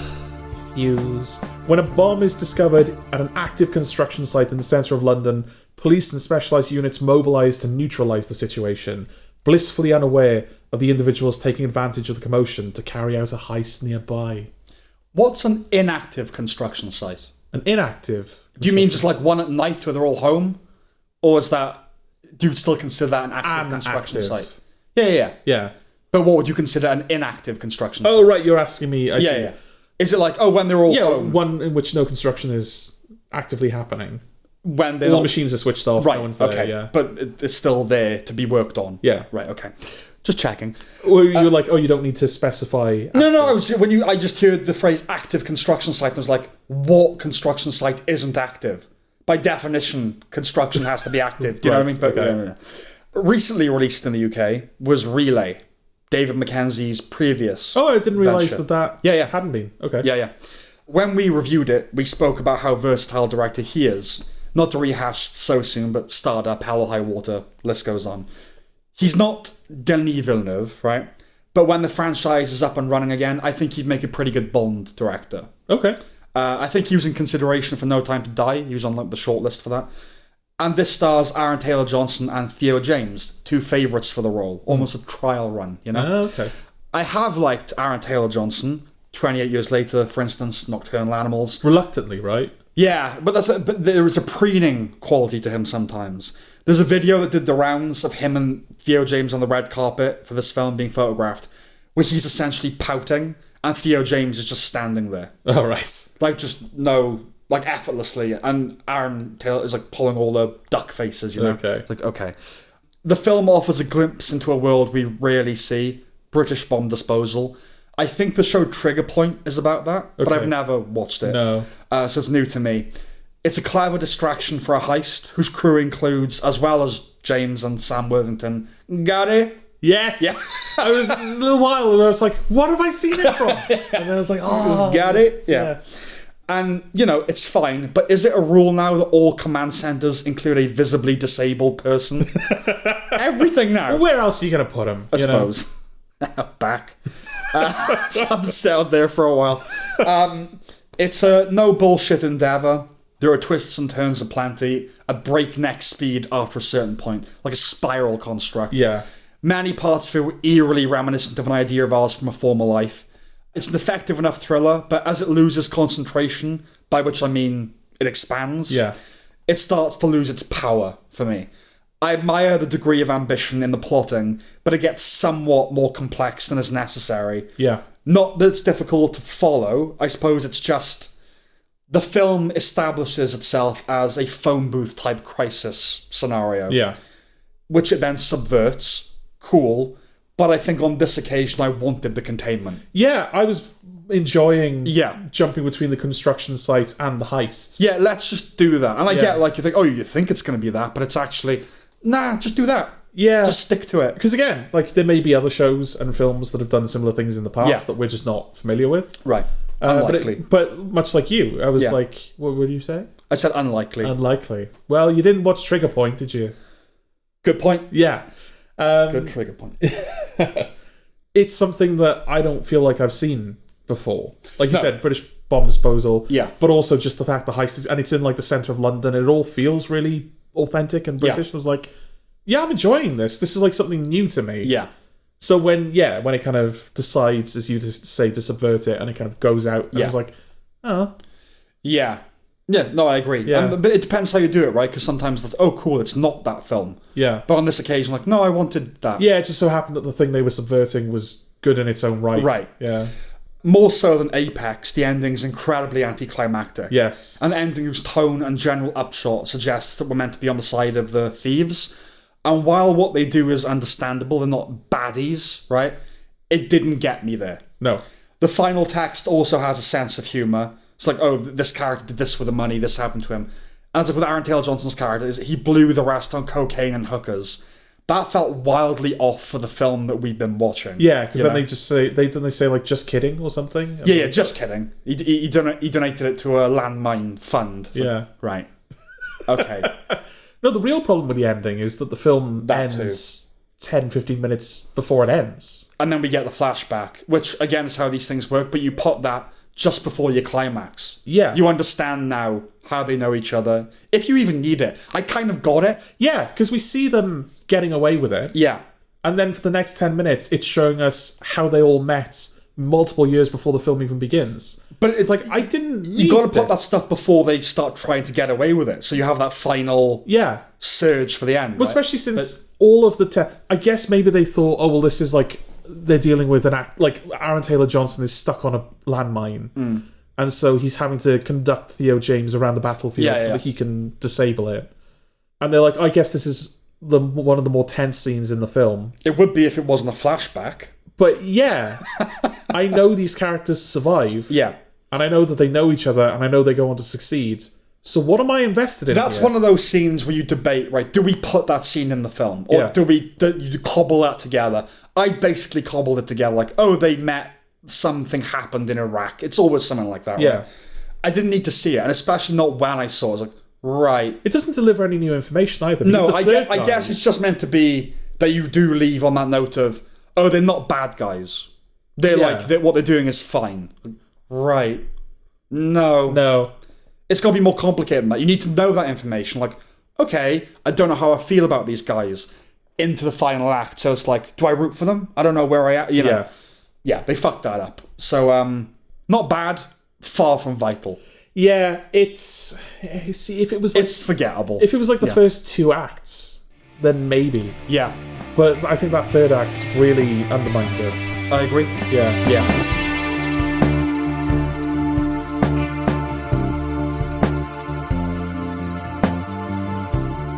Remarkably bright creatures. Sally Field befriends an octopus at a local aquarium where she works as a cleaner. But after spraining her ankle, she's temporarily replaced by Lewis Pullman, who has spluttered into town, desperately low on funds and searching for his estranged father. He does. He walks in going...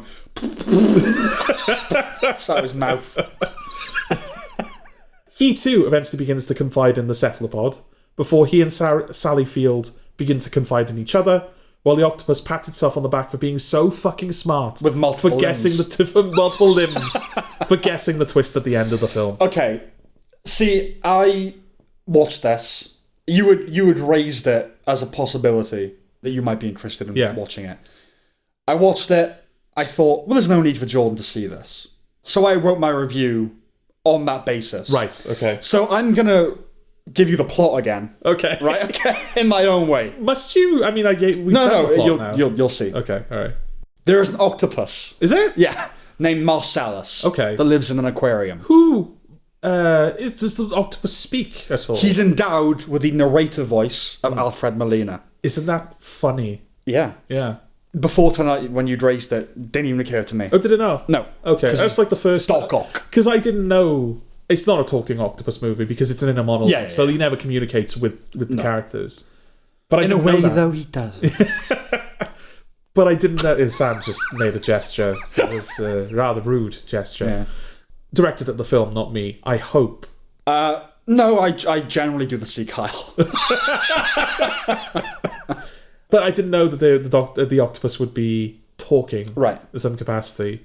And then when I realised it was Alfred Molina, I was like, all right, someone was proud of themselves for casting him there. I'm disappointed in myself, honestly, that I didn't pick up on that. But yes, every day he observes the inner pain of the cleaning lady, played by Sally Field. Okay. Early on, she's in this, is she? She's in it, yeah. Oh. Early on, she leans over his tank and he pulls on her, which causes her to fall. He explains that he didn't mean for her to fall. His tug was instinctual because he felt the hole in her heart. She lost her son, you see. Okay. And enter Lewis Pullman, spluttering. A new young employee at said aquarium. Marcellus sees too a sadness in his eyes. Off we go with the chalk and cheese banter come blossoming friendship between Sally and Lewis. That's where we are here. Sappy and sentimental. Incidentally, octopuses are fucking gross. They just are. Not a fan of the old octopus? No, I mean, notionally. Yeah. But like seeing like, oh god, that is disgusting. Well, they're just so other. But they're just so wet. You know? They are very even when they're out of the nice. tank. Yeah. It's based on a novel for women of a certain age, one hastily deduces. It's light-hearted, upbeat, everyone is nice. The score is drippy. It's a weepy for mums in that Hallmark afternoon TV movie fashion. So I just want to reel off some scenes from the film. It was for you, but now it's for you. Okay. Lewis, a singer-songwriter, plays Radiohead when he's driving Sally. Yes. He starts explaining why Cont on Pablo Honey is underrated as she plugs her fingers into her ears, groaning that it's too loud. She reads him a text he's received on his phone. Why is the font so small? She whines. Lewis plays a... Saw your starting face. to get a sense of what you think of this film, Sam. Lewis plays a heartfelt cover of the same song at an open mic. The room, initially loud and indifferent, gradually hushes. Yeah, after having a scene with his crush where he mocks the notion of someone playing an acoustic guitar and singing softly. Yeah, but that's, he's talking about himself, Yeah. One by one, patrons stop chatting, turn their heads to soak in his rendition, ending in an eruption of applause. Sally has a date with an older gentleman, of course. Her girlfriends ask if she has protection. He knocks on the door. They all duck behind the couch to avoid being seen. Elsewhere, Lewis has a date with a younger lady, of course. A date that ends with him and his gal seeking shelter from the rain. All close and wet. Wet, the operative phrase, on a couple of levels, and neither are what you're imagining. I'm still not a fan of Lewis Pullman as it goes. Okay. I found the beat-for-beat predictability of this film an utter grotesquerie. and its kitschy, schmaltzy, syrup and slippers tone deeply offensive. Right. If you see the film, I'm sure this will seem like an overreaction. The general critical consensus seems to be, it's just something nice, innit? Yeah, it's not a film you give a negative review to, is it? It might well be an overreaction, but I really hated it. Okay. A part of the why of which eludes me. I wanted to punch it in the, not dick, because anything remotely sex adjacent would set off radioactive sensors in this film. Right. I wanted to punch it in the cardigan, in its stupid cardigan face. For the longest time, the octopus's only contribution is to offer up the odd poetic simile. I don't know the construction of the novel, but the puss here is redolent. Oh god, a cat with 8 legs. Of something that may... It's also red, right? It's a red octopus. It is a red octopus. Yeah. Of something that may not have been well translated. Then the big reveal is that Marcellus figured out that Sally is Luce's grandmother. Before he's released to the wild like E.T. or Harry and the Hendersons. Well, Harry. Like all of those other films where they'll always be here. Look, even in a corny melodrama, I'm not ashamed to shed a tear. A bit, maybe. But that's what it's supposed to do. Not here. I did want to cry at the end. I actually did. But I think it was out of having endured the film. Right. Just this sudden sense that I needed to relieve stress, to purge. I reflected that I'd frowned and gritted my teeth and just been rather angry throughout. Okay. And that needed somewhere to go when the credits rolled. And it went right where it should. Deeper inside. Because I'm a man. That's what I thought. This film's not a man, is it? I really hated it. That is somewhat inexplicable. It's because it's so schmaltzy. It's so sentimental and sappy and just... They're not friends and they become friends and the octopus knew all along. It's a book for 50-year-old women who like don't know, their kids have left home and their husbands are dead. And they all hang out and be giggling like, "Ooh, we got a date, we got protection." Like, I'm 80 years old, you know. And Matt Berry. Yeah, didn't you feel this way? It's so Hallmark TV movie. The film never made me angry. Okay. I was never in it. Yeah. Like, I also found the woman that Lewis Pullman has a crush on attractive. Yeah, sure. But I mean, when he's playing the acoustic guitar and everyone's like, shh, shh, aren't you like, oh, shut the fuck up. Well, do you know, punch me fucking freak.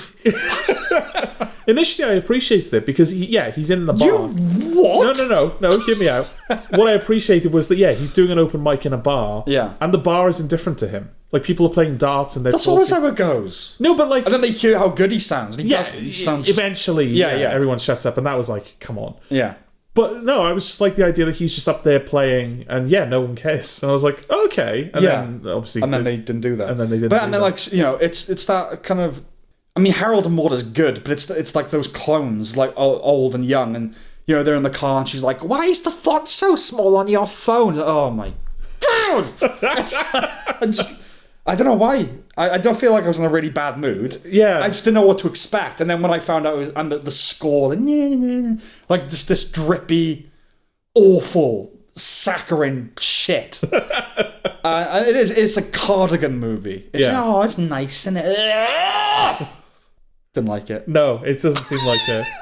I thought the octopus would be like a bigger part. That's what it doesn't do anything. No, it's cut back to it and I'll go, octopuses are like people because we both exist. And that'll be No, he doesn't say that. He's like, octopuses are better than people because I exist. He does say a lot of that. Yeah. Yeah. Because, most of the film is just him going, God, I'm smart. God, I'm just so good. Right. As an octopus, I'm just better than all of you. But they're all right. Those two are all right. That has some character to it. No, it's actually octopus going, I don't understand humans sometimes. That's the actual film. Yeah. Oh, God, repulsive. Okay. I'll never watch it again. I'll never think of it again. But, I am a little surprised you hated it as much as you did. I hate bad schmaltz. It's how I felt about here. Yeah. Bad schmaltz is cancer, man. It's like, that's what Andre had. Yeah, we've carried out your colonoscopy. You have a case of bad schmaltz. You have a bad case of schmaltz. Yeah. It's a stage 4 schmaltz. But so that's what Remarkably Bright Creatures is to you. It's stage 4 schmaltz. Stage 4 schmaltz. Yeah. Okay. Yeah, I mean, I wouldn't have recommended it anyway. No. But it didn't infuriate you the way. No, I'm enjoying it, like how angry it's made you. Yeah. I'm not expecting. I'm actually done with The Sopranos. I've been rewatching The Wire. Okay. Maybe going from something that's so starkly grounded to this, like, life is it's sad, but in the end, you know. The Wire's like, life is just fucking the same cycles of shit. So, okay, enough of that. I think. I'm wondering if that's ever happened in the history of man, where someone's gone, God, I need to watch The Wire to cheer myself up. I'm sure, yeah.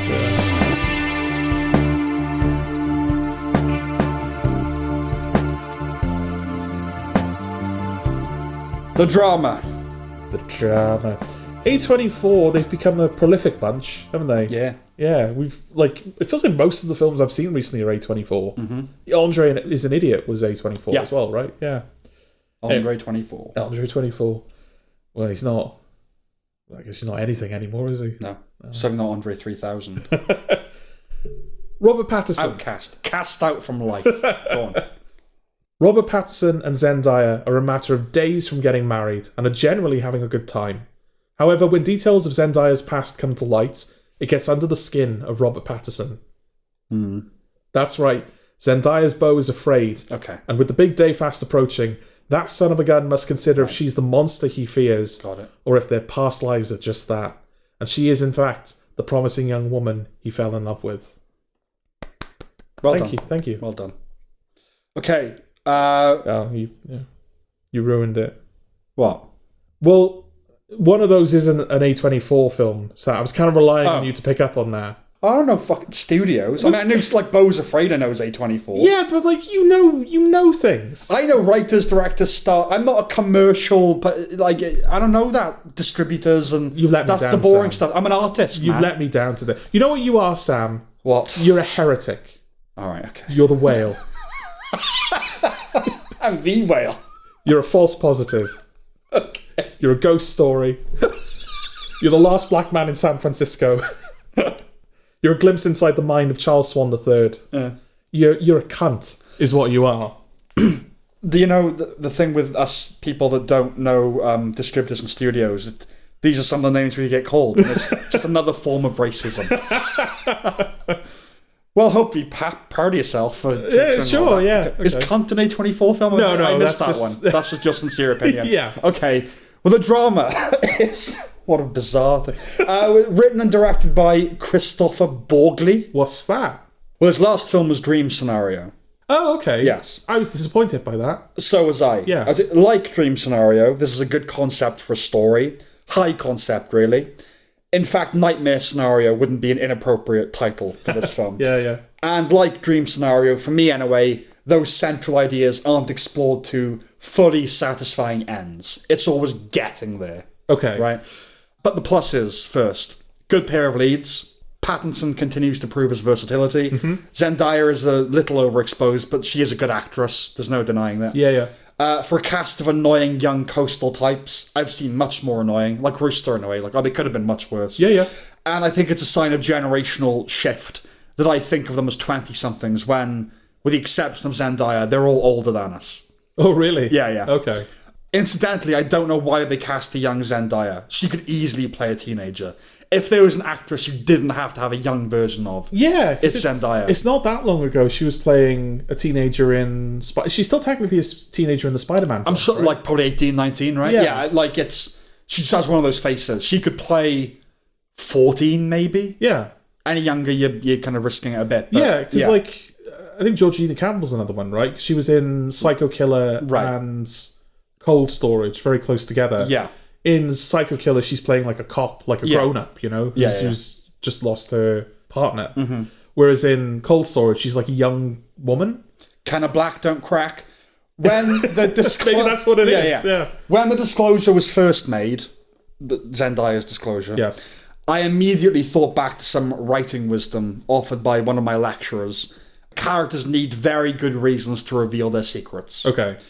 Did you say what I got so caught up in the A24 of your intro that I didn't... I didn't reveal what the disclosure was. Okay. She considered... Spoilers? Yeah. Yeah. She considered doing a school shooting when she was 15. Yes. and was really going to go through with it. Planned it, had the weapons and everything. Now, Zendaya is drunk, apparently, when she reveals this. But I think you would have to be a slobbering mess to let slip that kind of secret. Yeah, I don't know. It's not even let slip. She volunteers it because they're playing that kind of game. Yeah. And she isn't. Like, you wouldn't even know she was tipsy. Like, if she was a drunk mess, it's the best masking I've ever seen in my life. Yeah, I don't know. Because, she's not drunk, which doesn't appear to be drunk. No. But also, she's amongst friends. She's about to get married. Maybe there's part of her that's like, oh, well, I want to participate. So I feel like if there were ever a venue in which I could reveal that information, it would be here. Do you think that's enough? I mean... I don't know. Yeah, she's never told a soul, right? Yeah. So it's, I don't know, I feel like not good enough. I'm all for a drama where that is revealed. Yeah. And that's the nature of the drama. Maybe that's like the one conceit of the story is that information is... It's a big one. Yeah, it is a big one. It's a big one. That aside, I don't know whether I'm just that love-starved, but if in our 30s I found out my fiancée had planned on committing a school shooting when she was 15, it'd be a thing. Don't get me wrong, but, you know... you know what I mean? Like, I think I'd have questions. Of course, yeah. But I don't know. Yeah, I don't know. Pattinson has to suffer the film to arrive at that revelation. Maybe I'm just a bit of a sociopath. Because at the end he's like, oh, she didn't do anything wrong. She didn't do it. Yeah. It was like fucking 15 years ago. Whatever it is. It's like, yeah, I feel like, again, I would think it'd be on my mind. Yeah. But it wouldn't completely derail. Right, okay. Right. Yeah.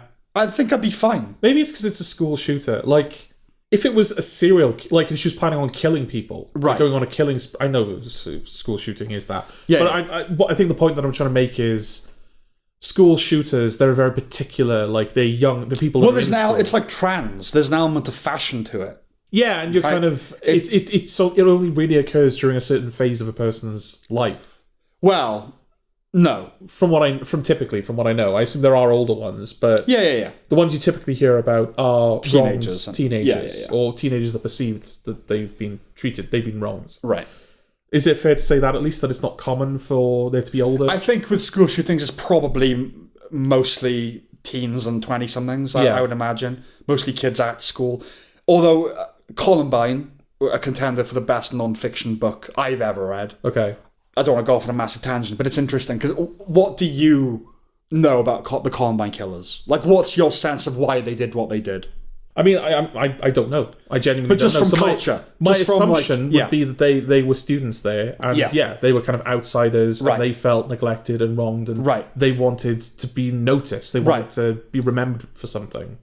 Last part kind of true. First part, complete myth. Okay. They had loads of friends. Oh, right, okay. They weren't jocks, but they had loads of friends. They weren't bullied. Yeah. One of them was just suicidal. Okay.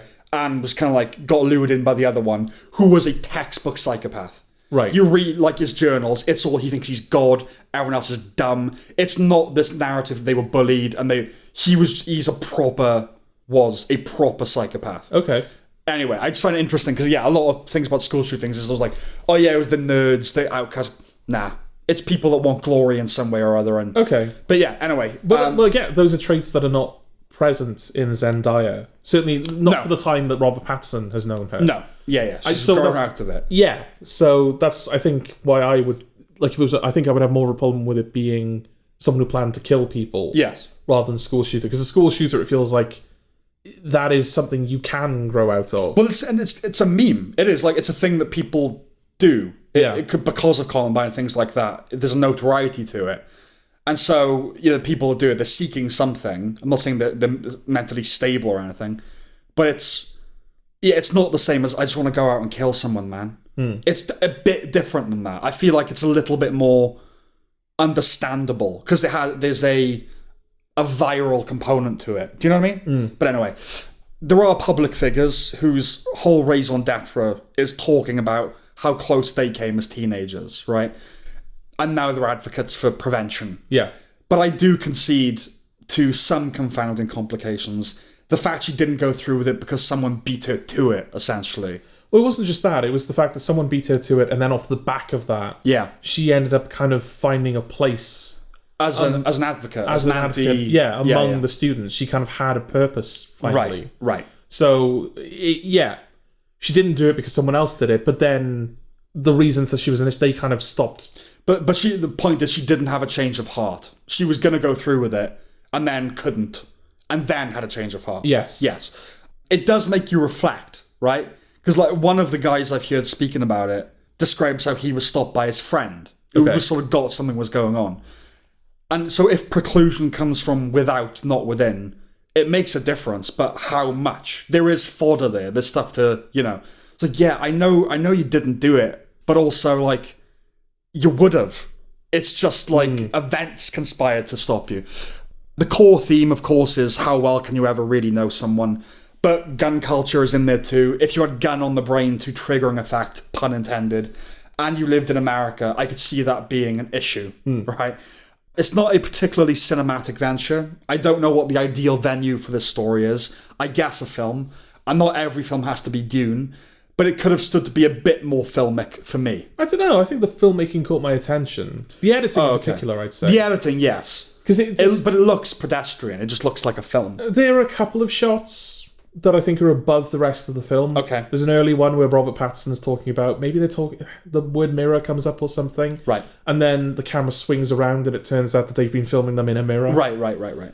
But yeah, it's not like boring or bland or anything like that. And there are also, I think when we talked about the 50th anniversary of Doctor Who, I talked about what I called spin-off shots. And I've not seen another example of that in anything. Where, the characters would be, like, in a room talking, like in a museum.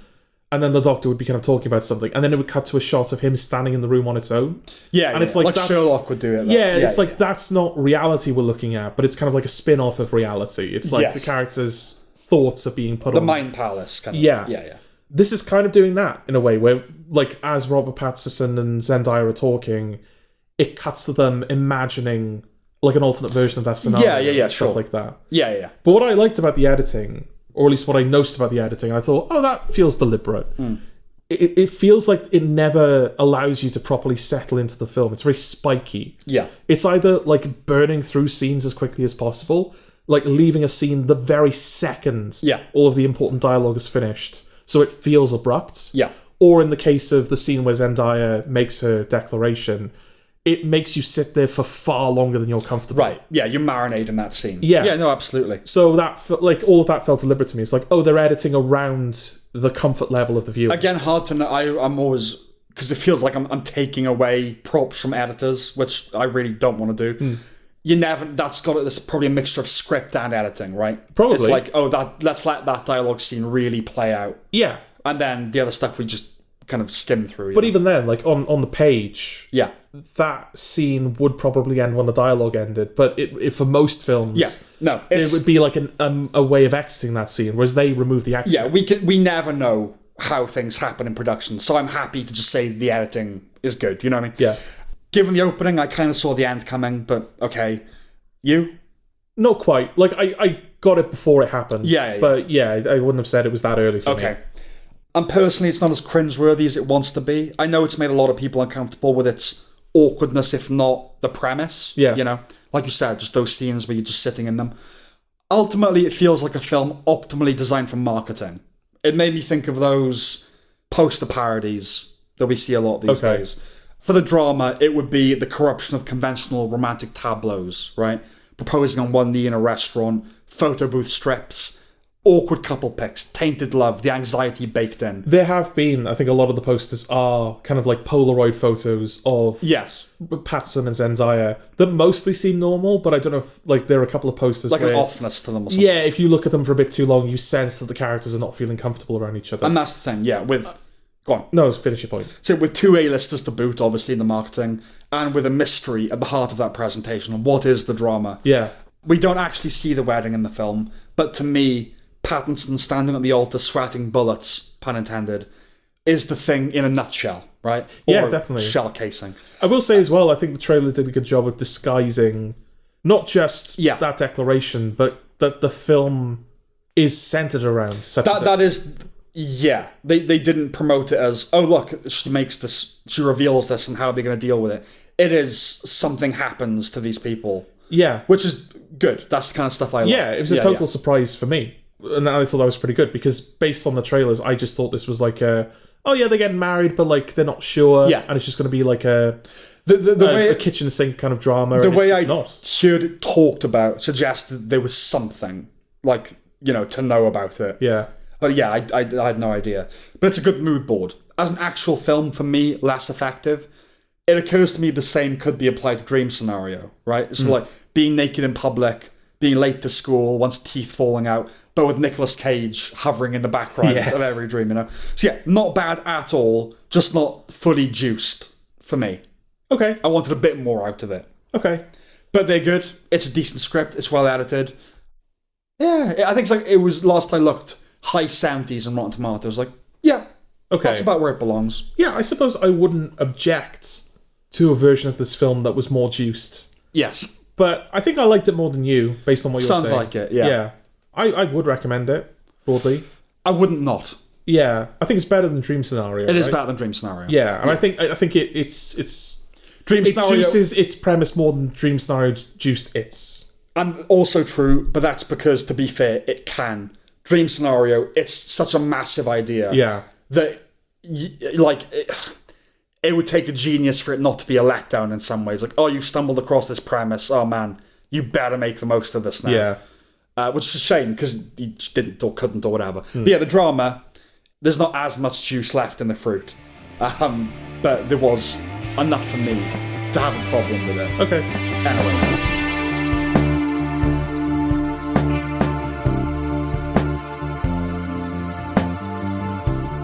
Kevin. R.I.P. I feel like this has already been taken by multiple review outlets, but we need to talk about Kevin. Okay. Kevin can go fuck himself. Mm-hmm. What else is there? Kevin can wait. Yeah. Kevin Bridges live at the Apollo. Yeah, I'll have to think on that one. Okay. You can't just ambush me with that. Yeah. This is an adult animated comedy about a cat named Kevin. We're hardly the ones to let the cat out of the bag on this one, Sam, but it's a catastrophe. A catastrophe. A catastrophe. It's awful. It left me feline empty and positively catatonic, which I took very personally. Was that positively catatonic? Positively catatonic. It was positively catatonic. Yeah. I say words correctly you sometimes. Don't, mate. Sometimes. Sometimes Not you do. all the time, I'll admit that. Okay. Kevin. The opening credits begin with Kevin licking his arsehole. Yeah. It's an animals say and do the dirtiest things cartoon. Yeah. They swear, they drink, they take drugs, they fuck. Yeah. Kevin talks about his prolapsed anus with recurring gag frequency, and gag is the operative word. A Goose talks about his cock. What a stupid show this is. He later sprays piss everywhere. A spider reveals that she watches a human couple having sex because, there are spiders in rooms sometimes. It's funny because there are spiders. A horse continually insists on showing her hole. There's a cat whose eyes ooze with pus. There's a rancid pigeon dying in the street demanding to be eaten. It's toilet humour. Well, not humour, so I'll remove the noun humour from the following.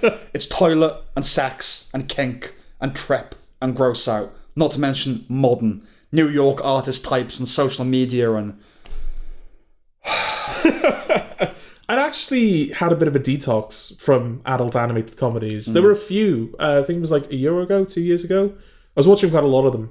Because I just wanted to find like one, Yeah. One that was like all right. Yeah. I don't know if there is. Keep looking, yeah.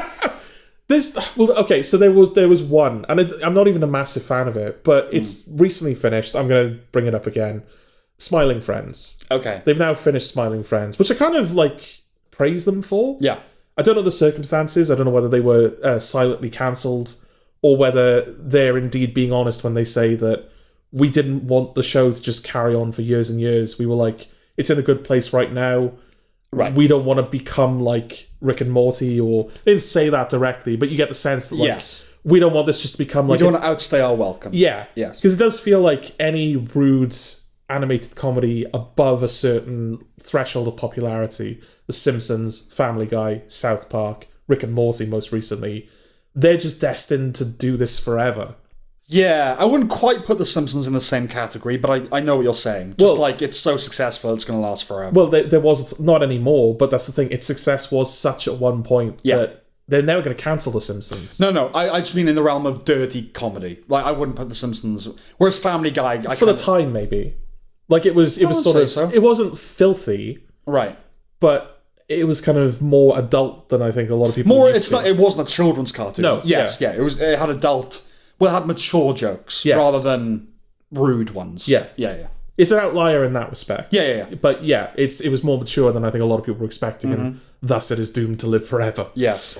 But yeah, Smiling Friends didn't do that. And like I said, it's not a show that I resonated with the humour much. There were things about it I found funny. But the thing that I really appreciated about it, which is something that Kevin... is one of the big problems in Kevin and a big problem in basically all of the adult animated comedies we've reviewed on this podcast. Kevin doesn't give a shit about animation. Right. Animation is purely a means to an end for that show. Yes. Smiling Friends is clearly made by people that respect and love the medium of animation. Right. So much of that show's comedy is just derived from how it's animated. Sure. A character just moves in a way that's bizarre and funny and just a little bit too quick. But in Kevin, it's just like... All right, I get that they're talking cats, but why is this animated? What is the animation bringing to the table? Okay, see this thing, you're a bigger fan of animation than I. Yeah.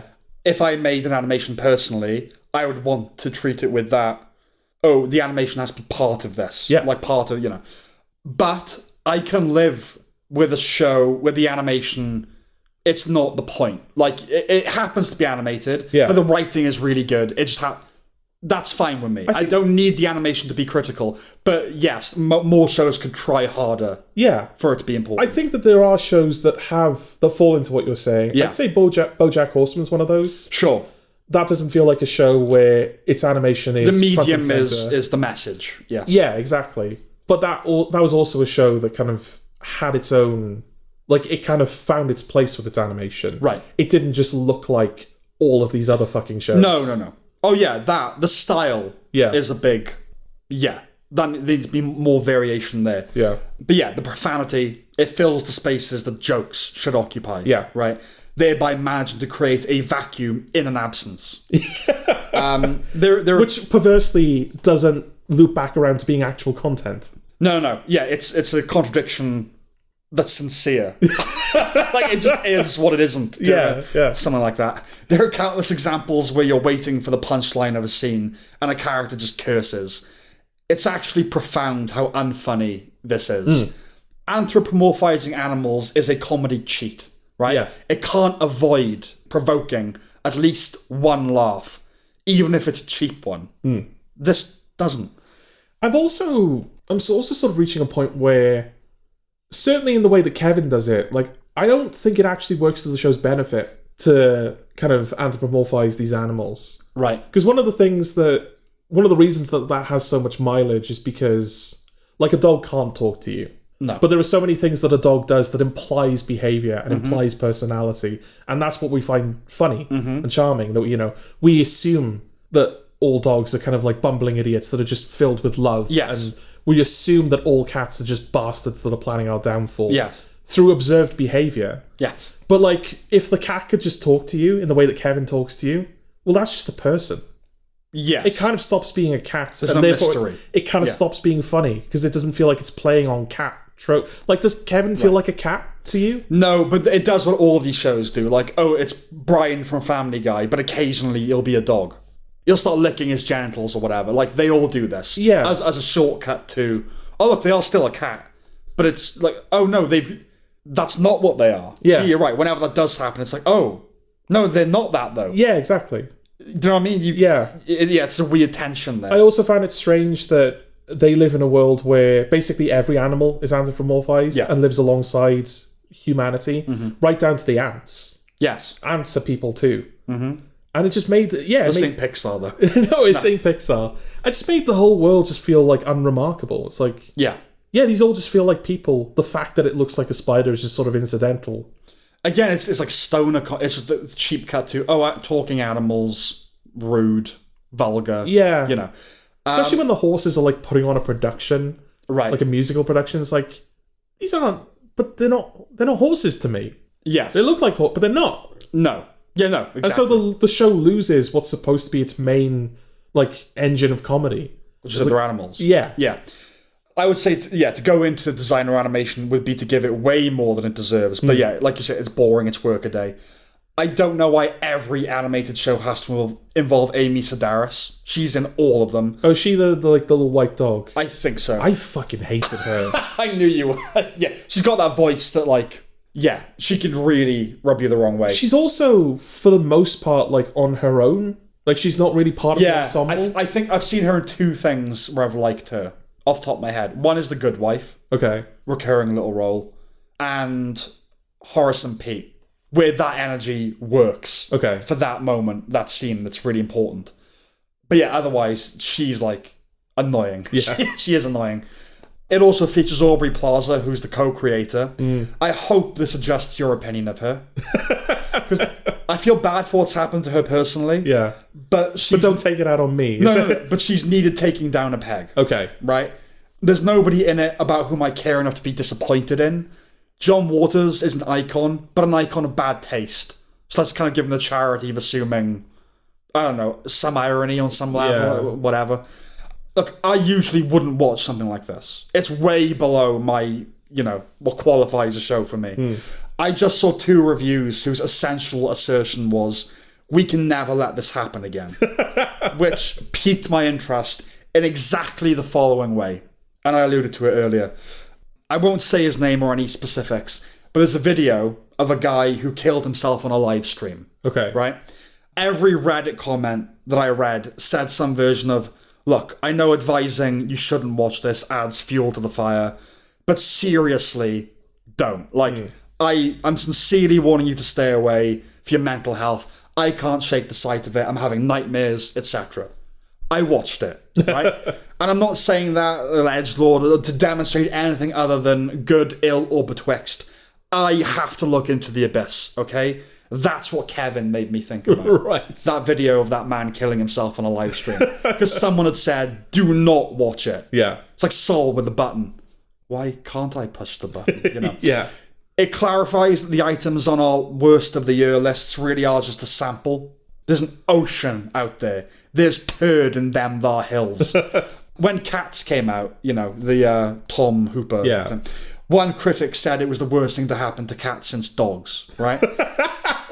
This is the worst thing to happen to cats since cats. Yes. It aims for big mouth and hits big nothing. It's unwatchable. Truly unwatchable. Summoning the energy to write even a short review sapped so much of my life essence, I had to hibernate afterwards. It's actually depressing. Yeah. And there's no reparation for my having watched Kevin. I'm not getting paid. I can't get a refund. I won't even get thanked for it. So, what am I supposed to do? I'm asking you. What am I supposed to do? We will probably have cause to mention this once more in our lives. Then, let's let it be done. Okay. Give me something. Give me some chocolate. Just something. I watched it. I watched 8 episodes of Kevin. Did, yeah. Well, you made me watch it, so is that sufficient reparation for you? I suppose so. Did it make you miserable and angry and depressed? I didn't want to finish it. Okay. The only reason I finished it is because of the podcast. Yes. And that's the thing. I've watched shows like this before. Right. I've tolerated shows like this before. I've struggled with shows like this before, but I've always made it through. Yeah. And I really genuinely was like, I don't want to watch this. And I don't know whether that's just because, like I said, I've detoxed from those shows. Right. So it's... You don't want to tox again. Yeah. Yeah. Or whether it really is just so much worse. Because I watched Exploding Kittens as well, and that was in my worst of the year. Yeah. The year that I watched it. This might be worse than that. And that was a appalling show. Yeah. Oh, this is irredeemable. Yeah. There's nothing in it that redeems it. Did it make you angry and depressed? No, it numbed me. Then that's payment enough. Okay. I will take that, yeah. And it was just, I had the perfect side-by-side as well, because there were 10 episodes of Rooster that I had to get through. Right. And there were 8 episodes of Kevin I had to get through. The irony. Rooster, an animal. No animals. Yeah. Kevin, yeah, human absolutely. Yeah. But I watched 9 episodes of Rooster over the course of 2 days, and then waited for the final episode. Eagerly waited for the final episode. It's so funny for me on almost like an anthropological, certainly a psychological one, because I know you so well now. And when I put up those lists, I know what's going to get ticked off first. Okay. I know how slowly it's going to happen. I knew Rooster would go like that. Yeah. And I knew that Kevin would be 1, 2, 3. Well, like you said, I had to recover. I knew that you'd watch Remarkably Bright Creatures, despite... I knew that you would, because there was an octopus in it. Yeah. And so, I know you so well, it's ridiculous. It reached the point where I had so little time left, I had to watch Kevin on my lunch breaks in work. And it really did. It really does make me feel happy then. Because we're watching something that we're reviewing next week that you seem more gleeful to watch than I do. Like, I really don't like watching it. Okay. And you said it's because I hate it so much. That's why you enjoy it. Right, okay. So at least there's some back and forth here. Yeah. Yeah, okay. But yeah, I was robbed of what little time I have in work. and in that life. is purely my own. Yeah, you only have so much minutes in life. You know? And I took some from you. Damn Well, right. let's not be wrong about this. Kevin took them It did. from us. It did. Should we leave it there? Yeah. Don't watch it. Do not watch it. Because this isn't even like a so bad it's good. No, again. Oh, you can laugh at how bad it is. It is numbing. Yeah, don't let this function as the Guardian review did for me. Yeah. Which was never let this happen again. Because that's what they say about the Holocaust, right? 9/11, it's like, oh Jesus, I should probably see how bad that is then. No, it's not. It's not. This is not that. No. So, on that note. Yeah. Bye. Bye-bye.